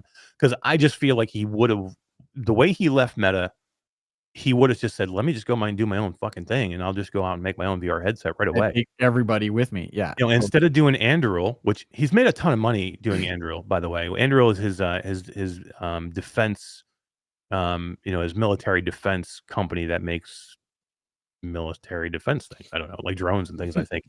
But whatever. And that has become $1 billion business for him, by the way. So he's done very well there. But I believe that he probably would have pivoted into more VR at that point if he had been able to. So I do believe that timing wise, things have, whatever the period was that he wasn't able to stay in the industry is up now. And I think a lot of the handcuffs are off with what he maybe had to sign to get out of Meta or to get away from Meta at that time when they separated, when they fired him. I think so. Yeah. So, I'm super interested to see what Palmer brings. AWE is going to be very exciting next week. There's a ton of people speaking there, and I'm really interested. There's a lot of people I'm looking forward to seeing, listening to what they have to say. The AWE is one of the cooler things because it's a conference of all our people. Like, we go to all these other conferences, and then what we have to do is find our people in the midst of all the flat game people, GDC, CES. PAX, Gamescom, PAX, it's Gamescom. Yep. all us being a very small Sea portion. of flat games with the odd little minnow of VR. Here, everybody is in More. the XR industry in some way. Now, it's not it's not as much gaming; it's more tech involved. But these are I've seen some of the coolest things I've seen in XR tech have been at AWE. So the floor is huge, and some of the things that you'll want to see, coming out in a year or 2 years or even 3 years from now, we'll see this next week. And then we will see some developers that are talking their games. You won't see many showing their games there, but you'll see some developers there talking games. And again, you'll see a ton of talks, and people that we admire in this industry, doing panels and doing talks and just like you. Pretty exciting because last year we went to AWE and you and I had a talk on community building in VR, how it can be different than that of community building in flat games when you're a little bit more niche. And it was a little stressful and it was a little crazy, and it didn't really enjoy my time as much as I wanted to. It was just so hectic. So I'm really looking forward to taking more talks in this year and just kind of doing my own thing, recording a bunch of stuff. I'm excited about this AWE. It's gonna be cool. And then of course my panel too. That's pretty cool. But hell yeah, you get to do it with Cass and Cherry and Genghis. The freaking I got like the best crowd. Yeah, right. Really? How did they get? How the hell did you get in there? Seriously, how did you get? Why with do they want me? I don't know, but I'll take it. Like, all right, we need to fill our Canadian quotient. Go grab Todd. Somebody find Todd. Too funny. All right, so Pimax Roadshow, I showed you guys a video there. They still have some things going on. I'm interested to see what Pimax is all about in this Crystal Light headset. We'll keep you guys posted. Honestly, you got to give it. I think you got to give it to Pimax. They never give up. They constantly seem to be reinventing themselves until they find what works. And if this is what works, then kudos to them. I wish it was smaller, but I can't wait to see it and try it and see what all the hype is about the new Crystal Light. Wise just sent us a picture. You want to pop it up for everybody from last year? Well, 1 second. As soon as I pop this up, member for 26 months. Nice. Thanks, Tass. 26 months. Holy crap, man. I know. Hey, guys, if you want to be a channel member, just click on the thing at the bottom. You guys can become a channel member and get your name in a cool color and be part of the amazing channel member, whatever this thing is. I don't know, whatever this thing is. But I'm looking forward to AWE. There's a lot of cool stuff here. We'll keep you guys posted on all the news. Whatever we see cool. Todd will be doing a ton of recording, and we'll have some stuff for you coming out of AWE. And I see the image. Yeah, here, I'll put it up. Yeah, doing that talk last year was a lot of fun, but it's just nerve-wracking when you're going to be speaking in front of a large group of people, and it's just a lot to do. And there was so many things going on for Impact at that time, and it was great because we did get a chance to have like Wise there. I think Wes was there at AWE last year. Wise was there. You were there. So we had a lot of our team, our Impact team was there. It was great. Assassin 32 VR member for 4 months. Hell yeah, man. Thank you very much, man. We appreciate you. 4 months. Yeah, look at that. Look at those guys. There we are. They're pretty cool guys. A couple cool guys up on stage. It was fun. Yeah, it was cool, man. It was cool. It was a nice to when you're in front of your peers and you get a chance to speak and talk about your passion. It's very cool, and looking forward to moving on with that. Todd, let's get into our last thing here after and like I said, Pimax. Stay tuned for Pimax. We'll let you know what the headset looks like coming soon, and we'll give you guys a good update on the Crystal Light. But let's talk Astrobot. I think this is out of my system, right? Like, well, we how many times can we just? I didn't know what to say here. We try to give them the benefit of the doubt over and over and over again. I don't want to do this. Like I don't. This was out of my system. I had my piece, went on my little rant, got with Wes. Me and him went on our rants together. He had the same kind of thoughts about Team Asobi and Astrobot, and then I think it's over. I'm like, it's over. We're not going to, nothing has got to come out of this. But, we're done. We can, move on and let, the chips fall where they may. Maybe we'll down the road get lucky. And, and then Team Asobi, first of all, they throw a PlayStation headset in Astrobot's Playroom, which is the PlayStation 5 tech demo. They throw it in there as a new unlockable that you can get. Right. And then so they're like fucking teasing people. Like, why would you do that? Why would you even put it in there? Like, why do you do that? Like, why? Again, I don't want to get mad. Like, I was done with this. I would have never brought this up again.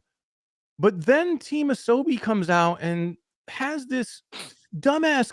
So they put the headset in there to tease people, to give people maybe a little shimmer of hope. Like, yeah, it's in there, and people are like, "Oh my god, does this mean it's going to happen?" Like, you actually had some channels coming out and going, "It's going to happen, verified right here. It's going to happen. Team Asobi is going to bring it. You're going to see either a remake, or something's going to happen. Yep. They're going to do this." Yep. And then they come out and they say some stupid shit. And I think it hits us harder because we're in the development world, in the publishing world, and we're not just gamers. So when we read this kind of crap, it's like jaw-dropping. So I will quote the article. I'm reading this from Upload VR. And it does. Here's what it says. So in a interview with creative director Nicolas Doucette, he told Push Square the sequel was never designed for PlayStation VR 2.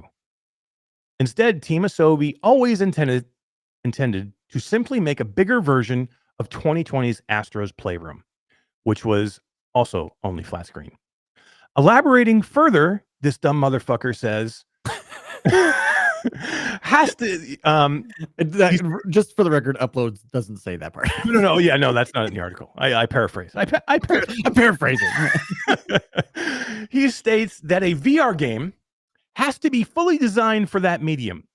He claims that while certain games, like first-person titles, can afford to be hybrid, the design philosophy for both are very different. And in a separate interview, Doucette also told Digital Trends that a post-launch VR mode update is unlikely. That is the biggest goddamn cop-out I've ever seen. I'm so glad we're on the same page about this, because we didn't talk about this before the show, because I was like, I want to see if he's just going to pretend to be angry, or because I'm angry and I don't really get angry about these kind of things. But oh my god, this is the most ridiculous statement I have absolutely ever heard. What's up, Brad? How you doing, Unbelievable. Man? I haven't seen Brad in forever. I miss you, Brad. Hey, Brad. I miss. We don't do the show with Brad anymore. The crewcast. I miss him. He's got to send me a note. He can do whatever he wants. But here, and Wes said it too. He said, and he said, and then they say some dumb shit like this. Yeah, that's just it. Like, I'm done. I was done with it. I was done with Sony. I wasn't going to rant on them anymore. I'm done. I'm ready to move on and see what else they're going to have come down the pike. Ready for the new PC, breakout box thing that they're going to have. And we got to try that for sure. I'm ready. I was ready. I'm ready to move on. I'm ready to go. And then why would you come out? Just keep your fucking mouth shut at this point. Why would Team Asobi come out and say that? Number one, why tease and put the VR headset in the Playroom right after? Like, come on.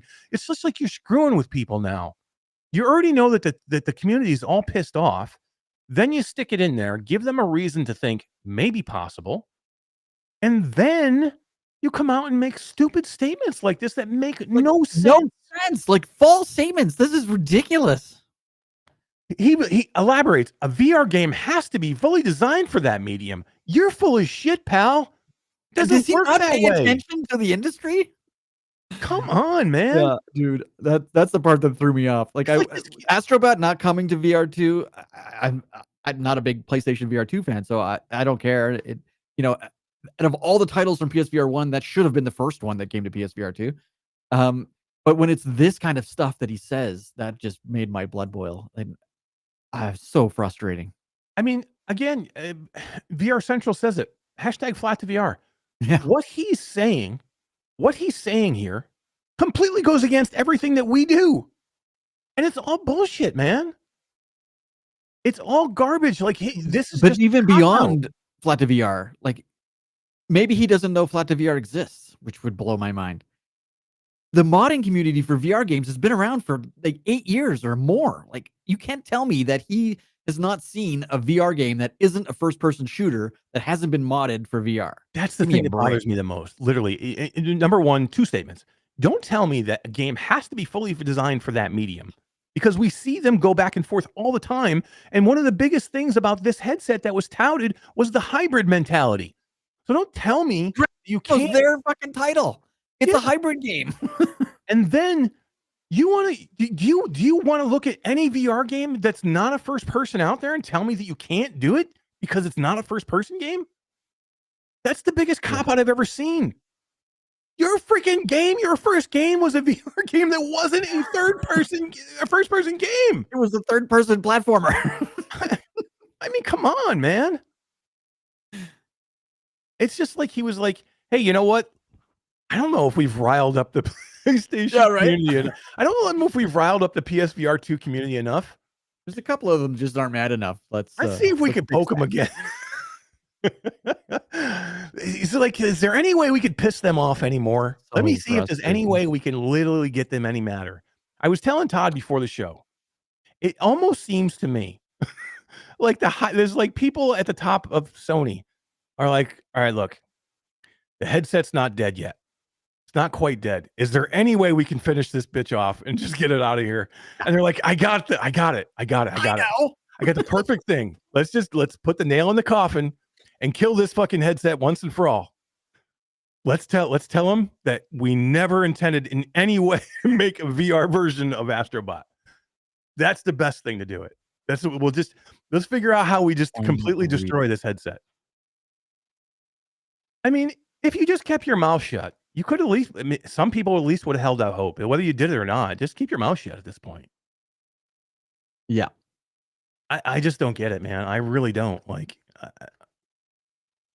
why come out and say those things? Like, do you feel you have to answer the question? Why do you have to answer the question? Yeah, just ignore the question. Why do you have to put your foot in your mouth or your fist up your ass? Well, and then the way they answer the question, or just say, look, we just don't have any plans for VR at this time. The asinine things that they say, which make no sense. That's the frustrating part of it. That is the worst part of it. If they even just didn't say those 2 sentences, I wouldn't have been too upset. But to claim that is ridiculous. I just don't get it, man. Like, I don't know. From a VR studio that has hybrid mode games that aren't first-person shooters or first-person titles. And even if they are, who cares?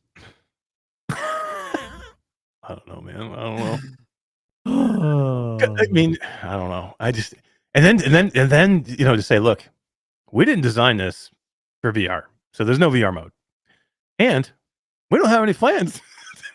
Why say that? It ain't coming. We got no plans to do anything. So VR mode is not on the horizon. Should have been the answer.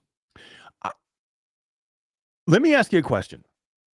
I'll ask all you guys in chat. Being vindictive is not a good thing to be. I don't like to be vindictive. I wouldn't. But do you almost? I have a little bit in me that wants this game to fail. Like, I have a little bit in me that was the like, new Astrobot. I hope the flat version is just a big piece of shit. Like, I hope it's bad. It looks amazing. And it looks like it's going to be great. And it probably will be great. Like, Team Asobi is a good studio. But there's a little bit in me that's like, man, I hope this just dumps. I just hope this is a dumpster fire right out of the gate. And I hope they were like, oh man, we should have done this in VR because it doesn't make any sense. Virtual Stranger says I'll play it in VR on PC in 2025. And that's the only hope now, right? Like, the only hope you have now is that Sony has decided to move every game to PC at some point. To like, if they release it to Steam and let PC players play their game, it'll be modded in a week, and it'll be in VR. Yeah, and you know what I said? I remember when when the news first came out and I got in here and talked about it, and I'm like, you know what? I'm going to play this game because it looks amazing, and I think I'm just going to play it anyway. I don't think I'm going to play it now. Like I think I'm with everybody else. Like I think I've decided, because I was like on the fence. I'm like, well, I don't want to like spite myself. I want to have some enjoyment. I might go play it. I don't think I will go play this name. Like especially now with the way Asobi has come out and talked about this. I don't want to support that studio. I'm to that point now, and I don't want to be that way. Like I hate having to be that way, but I just feel now that like the whole boycott mentality. I don't understand that mentality. But I normally don't. Like I'm normally like why do they give a shit about me not? But like they care less about me. Like me not supporting it doesn't mean shit. Like they're gonna be like whatever. Like oh my god, they're gonna be like oh my god, Eric's not gonna play. Oh my god. You know, and then I'm gonna end up making myself miserable because but I really do feel now like I don't think I want to enjoy. I think anything I do in there flat, I would lose enjoyment of knowing that it's not in VR. Like the whole game for me would be like, oh man, why didn't this would have been so cool? Like this would have been great. You could have done this in VR and you could have done that in VR. And it would have been amazing. And it would have been so much better and more innovative and more, you know, it would just ruin the experience for me anyway. So I think at this point, I'm just not going to play it. Play Max Mustard instead. You know what I want to do? I want like and everybody was writing in these petitions of right exactly. Go play Max Mustard instead. You can get it for $3. For $3, and it's like the best platformer ever in VR. Well, you know what everybody was doing. So before this news came out, everybody was doing these petitions. So petition Team Asobi to go support and Sony to go support VR for Astrobot. Right. Here's what I would say: throw those away. You don't need them anymore because they don't give a shit, and that's not going to happen. But what you can do is what I would do is every post that Team Asobi makes or Sony, anything that mentions Astrobot, tag hashtag at Flat to VR Studios or hashtag Flat to VR, or do whatever you got to do to poke them and tell them to go contact Flat to VR Studios. Because I guarantee you, the amazing people that are that made some of your favorite mods that we have, guarantee you they could take that game that has to be fully designed for that medium bullshit. We could take that game if they would give it to us. We could take that game and we would make it freaking amazing. I completely agree. That would be awesome. Give it to us, Asobi. Give it to us. If you can't do it or you don't want to do it, give it to us. We'll do it for you. We'll do it for you. We'll bring it. We'll do whatever you want. Like you tell us. See what Wes wrote in the chat. No, what do you say? He's like, I'm not buying it. Maybe I'll pirate it and post it on BitTorrent. I know, man. I don't want to feel bitter. Like I don't want to be. You could not be more bitter. I love it. But that's what I would do. Like that's what I would say now. Like, give us the shot. Let us do it. Like we have some of the most amazingly smart, talented people that do this for a living. They reimagine your shitty flat game and we make it into a great VR game. Let us do it for you. Yep. Your boring ass flat game, give it to us. I think that's what pissed me off the most about that whole article. Well, it was. I don't think. It was definitely that part. N Spall says Astro will sell 7 million in 12 months. Probably. If it only does 7 million, I think that's probably 7 million copies. Okay. Yeah. That's more like I was gonna say they only 7 million. That's 7 million in revenue. That's not very much. No, it will. I mean, it will. I mean, I'm not saying it'll do more than that. My God, Ghost of Tabor did 10 million in 9 months, 11 months. Yeah, like trust me. I think in any way that this is not going to be a success for Asobi? It will be. I'm maybe hoping that it's not, but I mean, let's be realistic. I mean, people are going to buy this game. It looks amazing from the trailer. It looks great. I wanted to play it. It looks great, but I'm going to root for it not to do well. I'm going to root for it to tank. Air Force One says if we're going to make one game, it has to be Area 51. He loves Area 51, man. All right, I'm with you, dude. I'm with you. I love Area 51. I don't know. There's so many good platformers out there. Virtual Strangers. We just did Sackboy. It was great, man. It was one of the best things. Ratchet and Clank would be awesome too. Yeah, I was just going to say that, but it's available. You can play it in Reshade.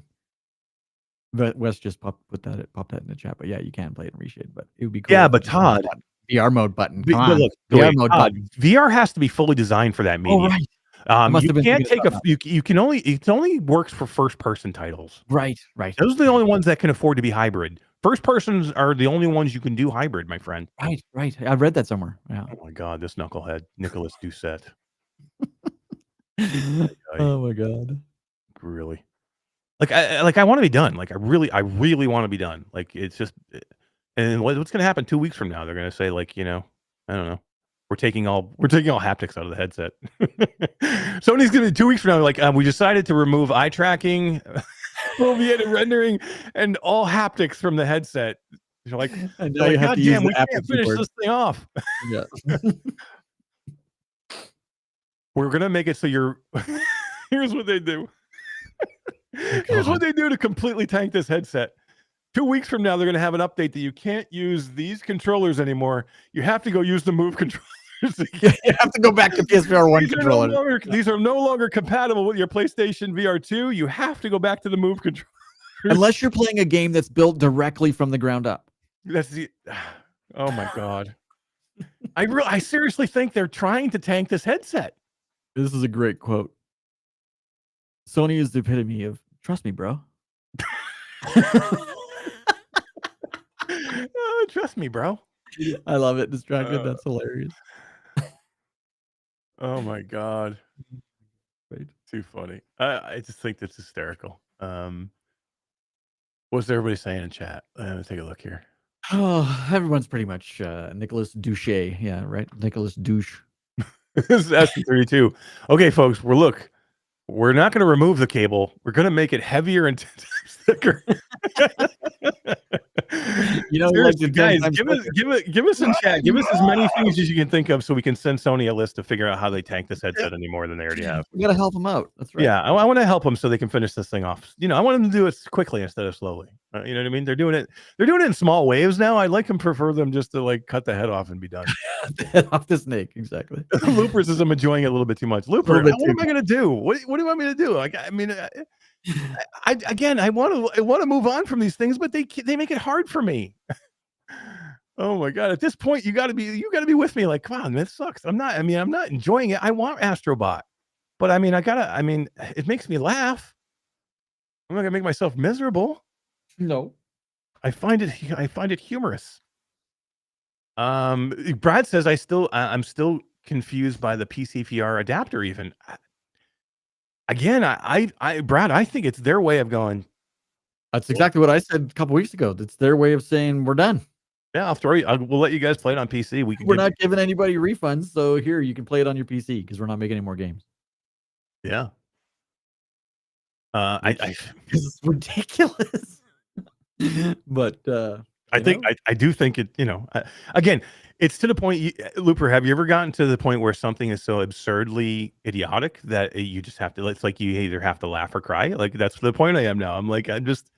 I don't want to sit here and be mad anymore. Like I could just sit here and be yelling like I did last time for like 10 minutes. But at this point, I'm just like, I gotta laugh at it almost. It's almost laughable. Like I don't know what else to say. Like I can't help it. Like, I mean, if you could disagree with me in some way, like I'd love to figure it out. Like tell me that you think support for this headset's getting better. Every time even staying neutral would be a bonus at this stage. Every time I think like, okay, maybe Eric, you're going a little over the top. They step up with another stupid thing to like add onto my list of helping me out. I mean, even the people that are like diehard Sony fanboys, at this point, you got to be like, motherfucker, I gotta keep defending you. How do I do this? VR Central just wrote, with the latest update of the PSVR 2, you'll now be able to install all updates through a Windows Vista machine. I love it. That's perfect. Oh my god, that's perfect. I don't know, man. I don't know. I'll leave it there. Yeah, we can only see where it's going to go from here, right? Yeah. It can only go down further, so we'll see. VR is not a moneymaker for Sony. I mean, if you don't support it, it definitely won't be. I guess, right? See, here's the thing. Here's what a lot of people say. Like, well, Sony's a company, and they're only going to invest money, where they can make money. I get that. But you guys, Sony just put millions and millions of dollars. This wasn't a cheap headset, okay? They developed this over years and put millions and millions of dollars into it to pretty much completely bail on it in a year. I mean, it doesn't make any sense. And here's the deal. If you don't support something, then yes, it will fail. And that's the way it works. But if you put the time, the effort, and the thought into having a good program, into having good games, people will come. They will. It was proven. They did very well with the PlayStation VR 1. Otherwise, they wouldn't have done a VR 2. The market is here. They started great. Sony had they had a spectacular 6 to 8 months. You could even argue that they had a great year. And then now they've slowly just petered it out. Yeah, like Wes says in chat, there are some third-party titles that are coming that are great. It's just Sony that's giving up. There are. The development world is still like, come on, this headset's awesome. The haptics are fantastic. There's a lot of good more of this stuff here. Yeah, exactly. But again, if you support it, the ecosystem is here. You can do it. Like, Sony has the ability to do these things. So, like, tell me if they didn't do Astrobot, if they didn't go, like, say, let's do a Blood and Truth again, let's do a Blood and Truth 2, let's bring some great, let's do a Wipeout. You don't tell me if they started doing some of these things that we couldn't, they couldn't bring some more people back in. Let's do a Resident Evil 2 remake for PlayStation, like they did with the Resident Evil 4. Let's announce some of these great things. How about Last of Us VR? How about just a demo disc like they did with PSVR 1? That what was it called? Worlds or something? PSVR Worlds, of course. Yeah, that was great. They have a number of IPs and first-party titles that could absolutely, even right now, even if they did it today after all this shit, if they said right now, we're flipping the switch, we got this, and this coming within the next year, they could rebound, and it would totally rebound. Yeah, for sure. That's what bothers me. They have a good headset. Like, that's why I get mad. It's just that their management, their upper management, has just decided to move on, and it's just unfortunate because I don't think it had to be that way. Like, and I love the headset, and here's the deal too. I love the community. Like, I feel bad for the PSVR 2 community. I'm laughing tonight, but I feel bad. Like, there's a lot of people out there that only play PlayStation VR 2. I know that's the only medium they have. Frustrating, yeah. That's got to be frustrating. Like, I want to see those people be able to play these things. Sell your PSVR 2 and get a Quest 3. There's way more titles to play. 100%, Wes. Exactly what we just said. Literally, even with this idiotic news from Asobi today, if they announced one title today that was a big first party, everything changes. Like, it's not too late. It's not too late. You could do it if they just said, you know what, we need to support it. Let's turn it around today. They could do it. They could do it. Wipeout VR. Boom. Yeah, I hate to bring this up, but we said the same thing last year. Like, don't worry, PSVR 2 is not dead. Christmas is coming. They're around the corner. The holiday specials for PSVR 2 are going to be great. They're going to bundle it with new games. There's so many things that they could do. The advertising is going to be amazing. We're going to see PSVR 2 all over the place come Christmas. And we're back at summer again. We didn't see that last Christmas. And I'm not saying it this year because we're not going to see it this Christmas either. Yeah. Not going to happen. No. So too bad. I think, yeah, Wes is 100% right. We were 100% right. They could do it, but I don't think they're going to do it at this point. Yeah. I want them to. Trust me, I want them to. I'm going to turn around right now. I want them to kick ass. Go do some cool shit. I'm with you. I'll back you. Yeah. 100%. What's Wes say? He said there's a bunch of Quest 2 titles to play on Quest 3. If you want legit AAA VR, PlayStation VR is where it's been. Could change tomorrow, but this is the reality. I agree 100%. Yeah, and that's the biggest thing with me. Like, I've never disagreed that this is a great headset with some of the best games that you can find. The Quest is the Quest, and it's going to be successful, but it's a standalone mobile chip headset. Yeah, it cannot compete with the PlayStation VR, with the PlayStation 5. I disagree with you, and I don't because No, I'm not it's saying it not fidelity wise. I'm talking. Okay, but not every VR gamer is all about the highest quality graphics. Yeah, I want 6,000 games to play. Right. What we're talking about though is that AAA experience. The AAA, Yeah, well, if Grand you're Theft Auto 7, Resident again, Evil. you can't compare AAA titles on a PSVR 2 to non-existent PSVR or AAA titles on a Quest 3. You can't compare those two headsets. Doesn't work. I You think would compare it to a Steam headset, maybe. Yeah. Then I'd give you credit for it. I think what we're saying is PlayStation 5 is a strong system. Yeah, but for the same amount of money, you get less graphics and thousands more games. I don't see how that's not a better deal. So you get AAA games with some great quality graphics. I'm not saying that they're not great quality. No, but what you're trying to do is compare the two. I'm not trying to compare the two. I'm just saying that this system, the PlayStation 5 with the PlayStation VR 2 headset, will give you some of the best VR gaming that you're going to find. Absolutely. I think that's all we're saying. And it's not the Quest is the Quest. And all right. I thought he was trying to compare the two. And that's no. I think he's just saying that some of your best experience, and which I agree 100%. Some of your best AAA experiences that you're going to find, some of the best gaming you're going to do is on that system. Not that it doesn't diminish what the Quest is and some of those great games too. The Quest has its own great games and it's going to be its own thing. Like I know, but I'm talking like value wise. I think the Quest is by far a better value. By far. I think if you own a PlayStation 5 already, though, I think it's debatable. If they support maybe. Well, no, I don't even agree with that. Let's not talk. Let's forget about Sony for a minute and just say that they're back in their system. Yeah. To me, if Sony was behind this headset and they were bringing their first party titles and it was all rosy, that'd be totally different. We'd see way more. And you already own a PlayStation 5, 550. Like I think they're comparable. Like I can go play GT7. I can go play Call of the Mountain. I can go play Resident Evil 8. I can go play Resident Evil 4. I can play. I can play Switchback. I can play the haptics. There's so many amazing things in this headset that if they just gave us the games that we want, they would be fine, and it would be different. Todd, like I hear what you're saying. Both would be equally great. Yeah. But I just think you could have some freaking crazy experiences on the PlayStation 5. Like it's that viable for them. Yep. It's that good of a platform. That's why I'm so frustrated with PlayStation. The platform, I'll give you that.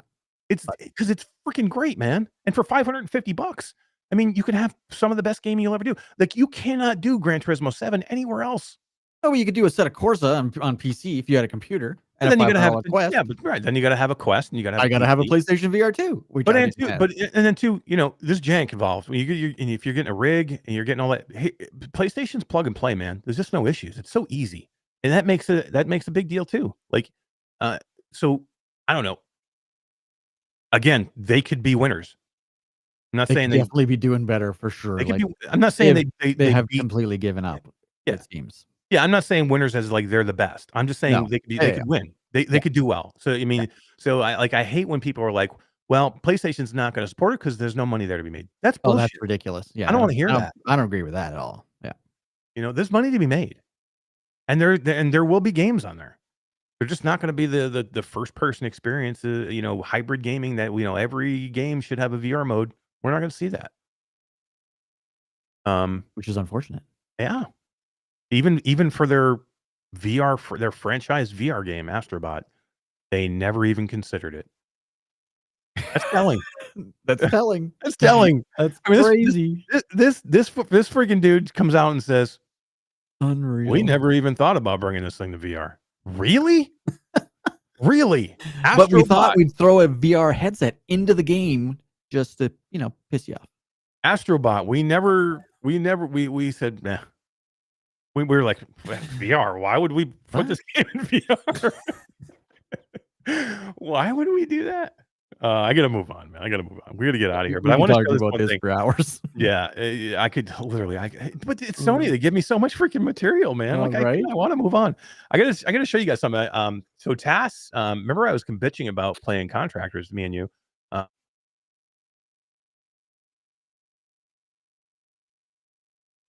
Sorry, I had to fix my camera. I had to yell at my camera. I want to yell at. Is it still following me? Yeah, still fun. It's so So yeah, I remember I was bitching about contractors and I couldn't get the task quick aim to work with my new Quest 3 controllers. So here's what you want to if you ever want to get somebody to do something, like especially tasks, you tell them like, "Holy shit, man, how come your shit doesn't work with something?" Because it doesn't work, literally man. like that, literally that day, he was like, he went and he designed a new what was he called? Like quick stock or quick aim or It looks like the quick game, but he's probably got a new name for it's it. a new name for it, like I think it's called the quick shot. Drop But a link there, Tass. it's an all new it's like an all new system that fits the Quest 3 And he says controller. bullshit. It was user error. User error. It was crap, man. I had to wait this long. How long has this thing been out? But this is cool, man. That looks sick. Yeah, I'm That just looks literally way taking cooler this out than of the the one box. I got. Yeah, I'm just literally taking this out of the box for the first time, and you can see, man, this is Well going to be done. great. Like I love my quick aim, and I do have the quick aim here. He's up in his game, man.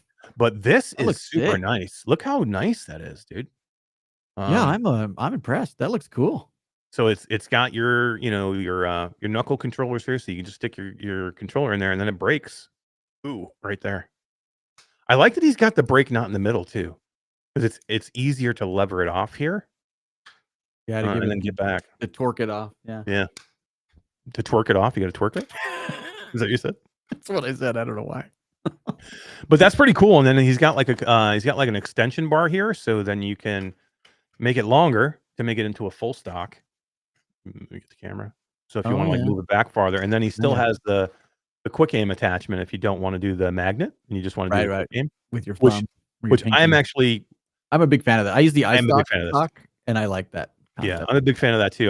But I think I may like this better. Like this, and this feels good, Tass. It like feels super premium. But I do think I need to put the tape. Like if you put a layer of tape right there, some electrical tape or something. Yeah, it'll just the magnet won't be so strong because that magnet is a little strong. But yeah, I think I would want to. Some black electrical tape, and it looks good. That's what I did my other one. Yeah, so Tass he's got another piece he's gonna send me, but then it's got the butt stock you can put on there too.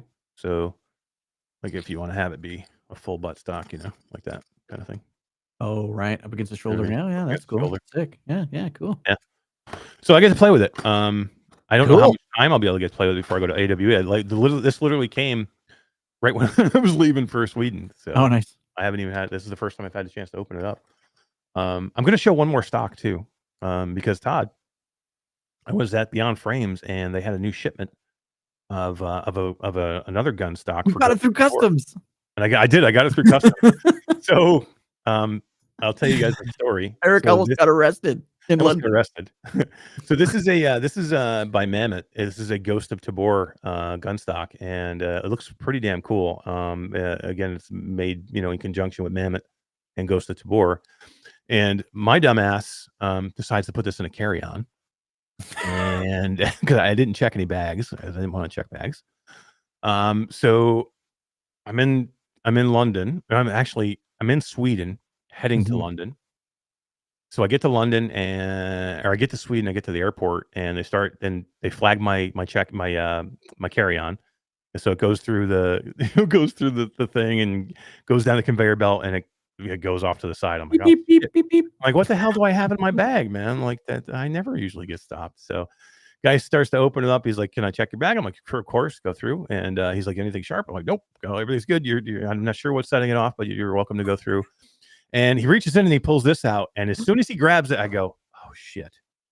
And he's like, and he goes, "What's this?" And before I could stop myself, my dumb ass goes, "That's a gun stock." And I go, "Oh fuck, I just said gun." And in the airport. Yeah. As soon as they're going through your bags, okay, number one, they're already heightened because they're already, they're looking for something. They know something's there. They're looking for something. And then as soon as you say gun, it doesn't matter what you say after gun. You could say, gun burger, and it doesn't matter. You said gun, so all of a sudden he goes gun, and I'm like, well, hold on. So I go, it's a gun. It's a controller. It's a device for gaming controllers to put your controller in, so you can, in virtual reality. And I just happen to have my my Apple Vision Pro there in my backpack, and I pulled the Apple Vision Pro out and I show him the VR headset, and he's like, "Oh, okay, I get it." And the box is all shit now because he made me rip the box open to take it out. But just a funny story. And of course, they stopped me again, Todd, on my way out of London, and I had to go through the whole jingo again. But I didn't say You gun. didn't say gun this Didn't time. say Right? gun this Yeah. time. But man, it's just as soon as I said, I was like, gun. Oh no, did you just say that, you dumbass? But this thing looks pretty cool, man. They did a nice job with it, Mamut, and it's very basic. Maybe not like it's got these little adjustable things right here for the controllers. Yeah. Which they gotta stay put here. You got to tighten them on, yeah. Yeah. So you kind of like lock your controller in with this little thing here in the back, so it'll fit pretty much any controller, I believe. And you just kind of lock them down like that. You got this little latch here that just locks them down, so you can put like a bike seat kind of a yeah, lock. exactly. Yep. And then they're adjustable, and then you just have this thing here that snaps together right in the middle. And Tass, you got to get these magnets because these magnets are much better. I think they got plastic around them, right? Yeah. I don't know what it is, but yeah. So this is going to be cool too. I'll try this with Tabor, and I'll use Tass's stock with everything else, contractors and stuff. But yeah, this looks pretty cool too. But it's very light. I'll give you that. I don't know what it's carbon fiber or something. Carbon, yeah, it's definitely carbon fiber. Wow. But yeah, I mean, and I just love the brake there. So that one's so easy. But it's cool. Don't say gun stock when you go to the airport, especially in the security section. Yeah, they don't like it. They're like it gets them pissed off. So it's cool, man. Before we go, I want to show something cool that I got today. Oh yeah, what'd you get, man? My ears are ripping out of my head. What toys did you get? I got something from Globular Cluster. Globular Cluster. Oh, I know what you got. Yeah, that's what it is, Vibe. It's definitely carbon fiber, because it's super light. Oh yeah, you got a new head strap for your Apple Vision Pro. I've got like 4 different head straps for this thing now, and this one is definitely winning the comfort battle. I showed you the best one. I don't agree with you. Why? Because you didn't try it. What are you talking about? Because this one I can wear like this. You can wear the other one like that. What's different? No, you can't. Why not? Try it. It won't work. Falls down in front of your face. Yeah, it doesn't work. Oh. So this one I can wear like that. And why would you want to do that though? When you're actually working in VR, it is so much more field of view. It is. Aston 32 is 100% right. Globular Cluster is probably the worst name. It is totally. I totally agree with you. But the shit they make is really comfortable, man. And it's such a good deal. Like you get 3 different versions of this backstrap. You get this one, which is like a material, a pleather one, and the fitness one. Nice. 3 different versions of this front pad. And then you get 6 versions of this. Really? Facial interface? So you get the 3 different materials and the thin and thick for each material. So the box that the facial interface thing came in was freaking enormous. What? So let's see the whole rig again. Put it on. I want to see how heavy it looks now with all that extra shit. Dude, it's awesome. Because that's the one thing I don't want to add. Like I don't want to add weight. See, and it flips up so I can I do work. Fucking awesome. That I do like a lot. The flip up thing I like. Like I wear this in my office downtown. So some people come in and they don't want to look at my eyeballs. And I know who those people are. So when they walk in, I flip it up and then I can talk to them and do, have a little meeting if we're doing that and just flip it back down. And I think they're going to do well with this. I could see them selling like 15 or 20 of these to the people actually on Vision Pros. Yeah, to the entire Apple Vision Pro community. I think they're going to do super well, man. I'm just really happy that they came out with stuff because not a lot of third-party companies are coming out with AVP stuff yet. It's so hard right now. Like I asked some of these companies, I'm like, hey, are you thinking about anything for the Apple Vision Pro? And they're all like, hey, how do we go through and set up our machinery and do tooling to put to start making things when we probably can only sell like just so many. There's just and then here's the thing. It's a small amount of people, and then how do you make sure you get, even if you get a quarter of those people, what does that look like?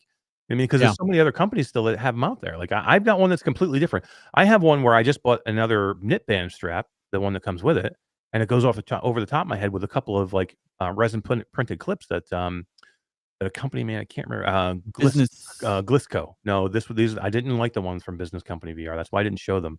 Oh, So okay. Business Company VR, Thing. I love him. He's a really good dude. He sent me some clips, and I tried them on, and I didn't like the way they fit. So I'm like, I'm like, dude, I can't show them because I don't really care for them. But the ones from Glisco, which I just bought on eBay or on Amazon, they're like $20, and they fit perfect. They snap in, and that comfort band that comes with it, you just buy an extra one of those, and it's not cheap. I was gonna say they're like $90. You can buy 3 of these head straps for that price but of the Todd, knit band. I'm at 30. We're at $3,500 already. I'm going to cheat myself out. I mean, I might as well be for an extra $90 at this point. I might as well be comfortable. Like, how dumb would I look? I'm like, all right, I spent $3,500, but I'm going to be uncomfortable because I don't want to spend another $90. I'm like, at this point, I'm like kind of committed here. I don't know. You got to try this one. It's comfy. I wish I had brought it with. I didn't have it to bring with me. So, I don't know how to explain that knit band and how comfortable that knit band that comes with it is. It's so lightweight, and I love the way it feels. And then just to have the extra part, another one, just go over the crown of my head to keep the weight off my face. It's because it does sit on your cheeks a lot, especially when I'm in it for a long time. It sits right on your cheekbone. It's the glass front. Like, I don't like. Yeah, dumb. Like, I hope they get away from the glass front for the next version. I think that would be cool. Yeah. Tasselhof said if you like the Bobo Halo strap, then this would be a no-brainer, and it's exactly how it feels. And the Halo strap is my favorite strap. So yeah, I love. So far, I'm loving it. I got 4 different types of head straps. I haven't shown you any of them because all of them are either enormous or you look like an idiot. I have one that looks like I got a unicorn horn. Oh my god, massive! Like, what you put on some of these, I'm like, but you look like an idiot. It's a heavy headset already. I don't want to put more. It's like with the Bobo. Like, even the Bobo.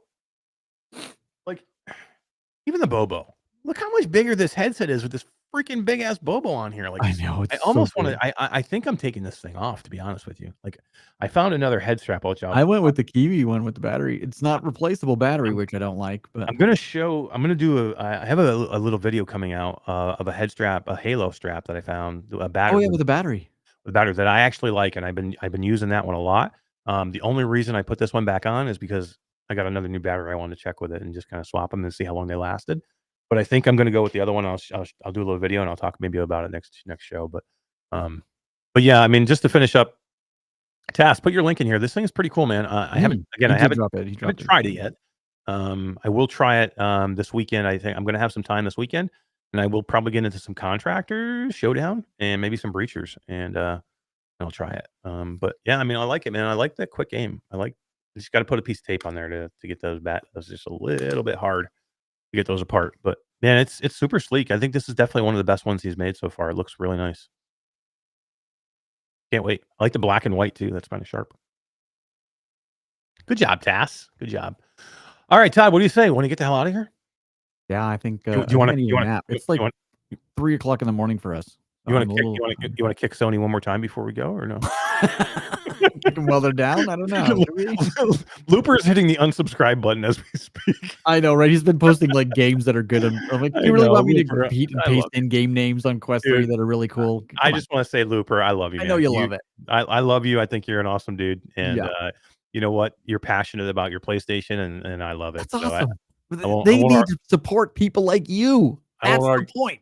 But hey, if you're that passionate, I just love that you're that passionate about anything, and hey, keep your opinion 100%. Don't let me or anybody else talk you out of it if that's what you feel. That's what I would say. Yeah, 100%. I agree with you, and I think you're a good dude. So I just about had a stroke here. I just got to put this up on the page here. What do you got? We got somebody over on Kick. I went to the future VR. On Kick. Nice, sweet Kick. Oh man, you guys know that now we got to stay in Kick. We got 4 people. Now we got to stay there. I thought we were getting our asses out of there. We had 250 people pop by on TikTok, so that's awesome for all of you people who came and said hello. Awesome.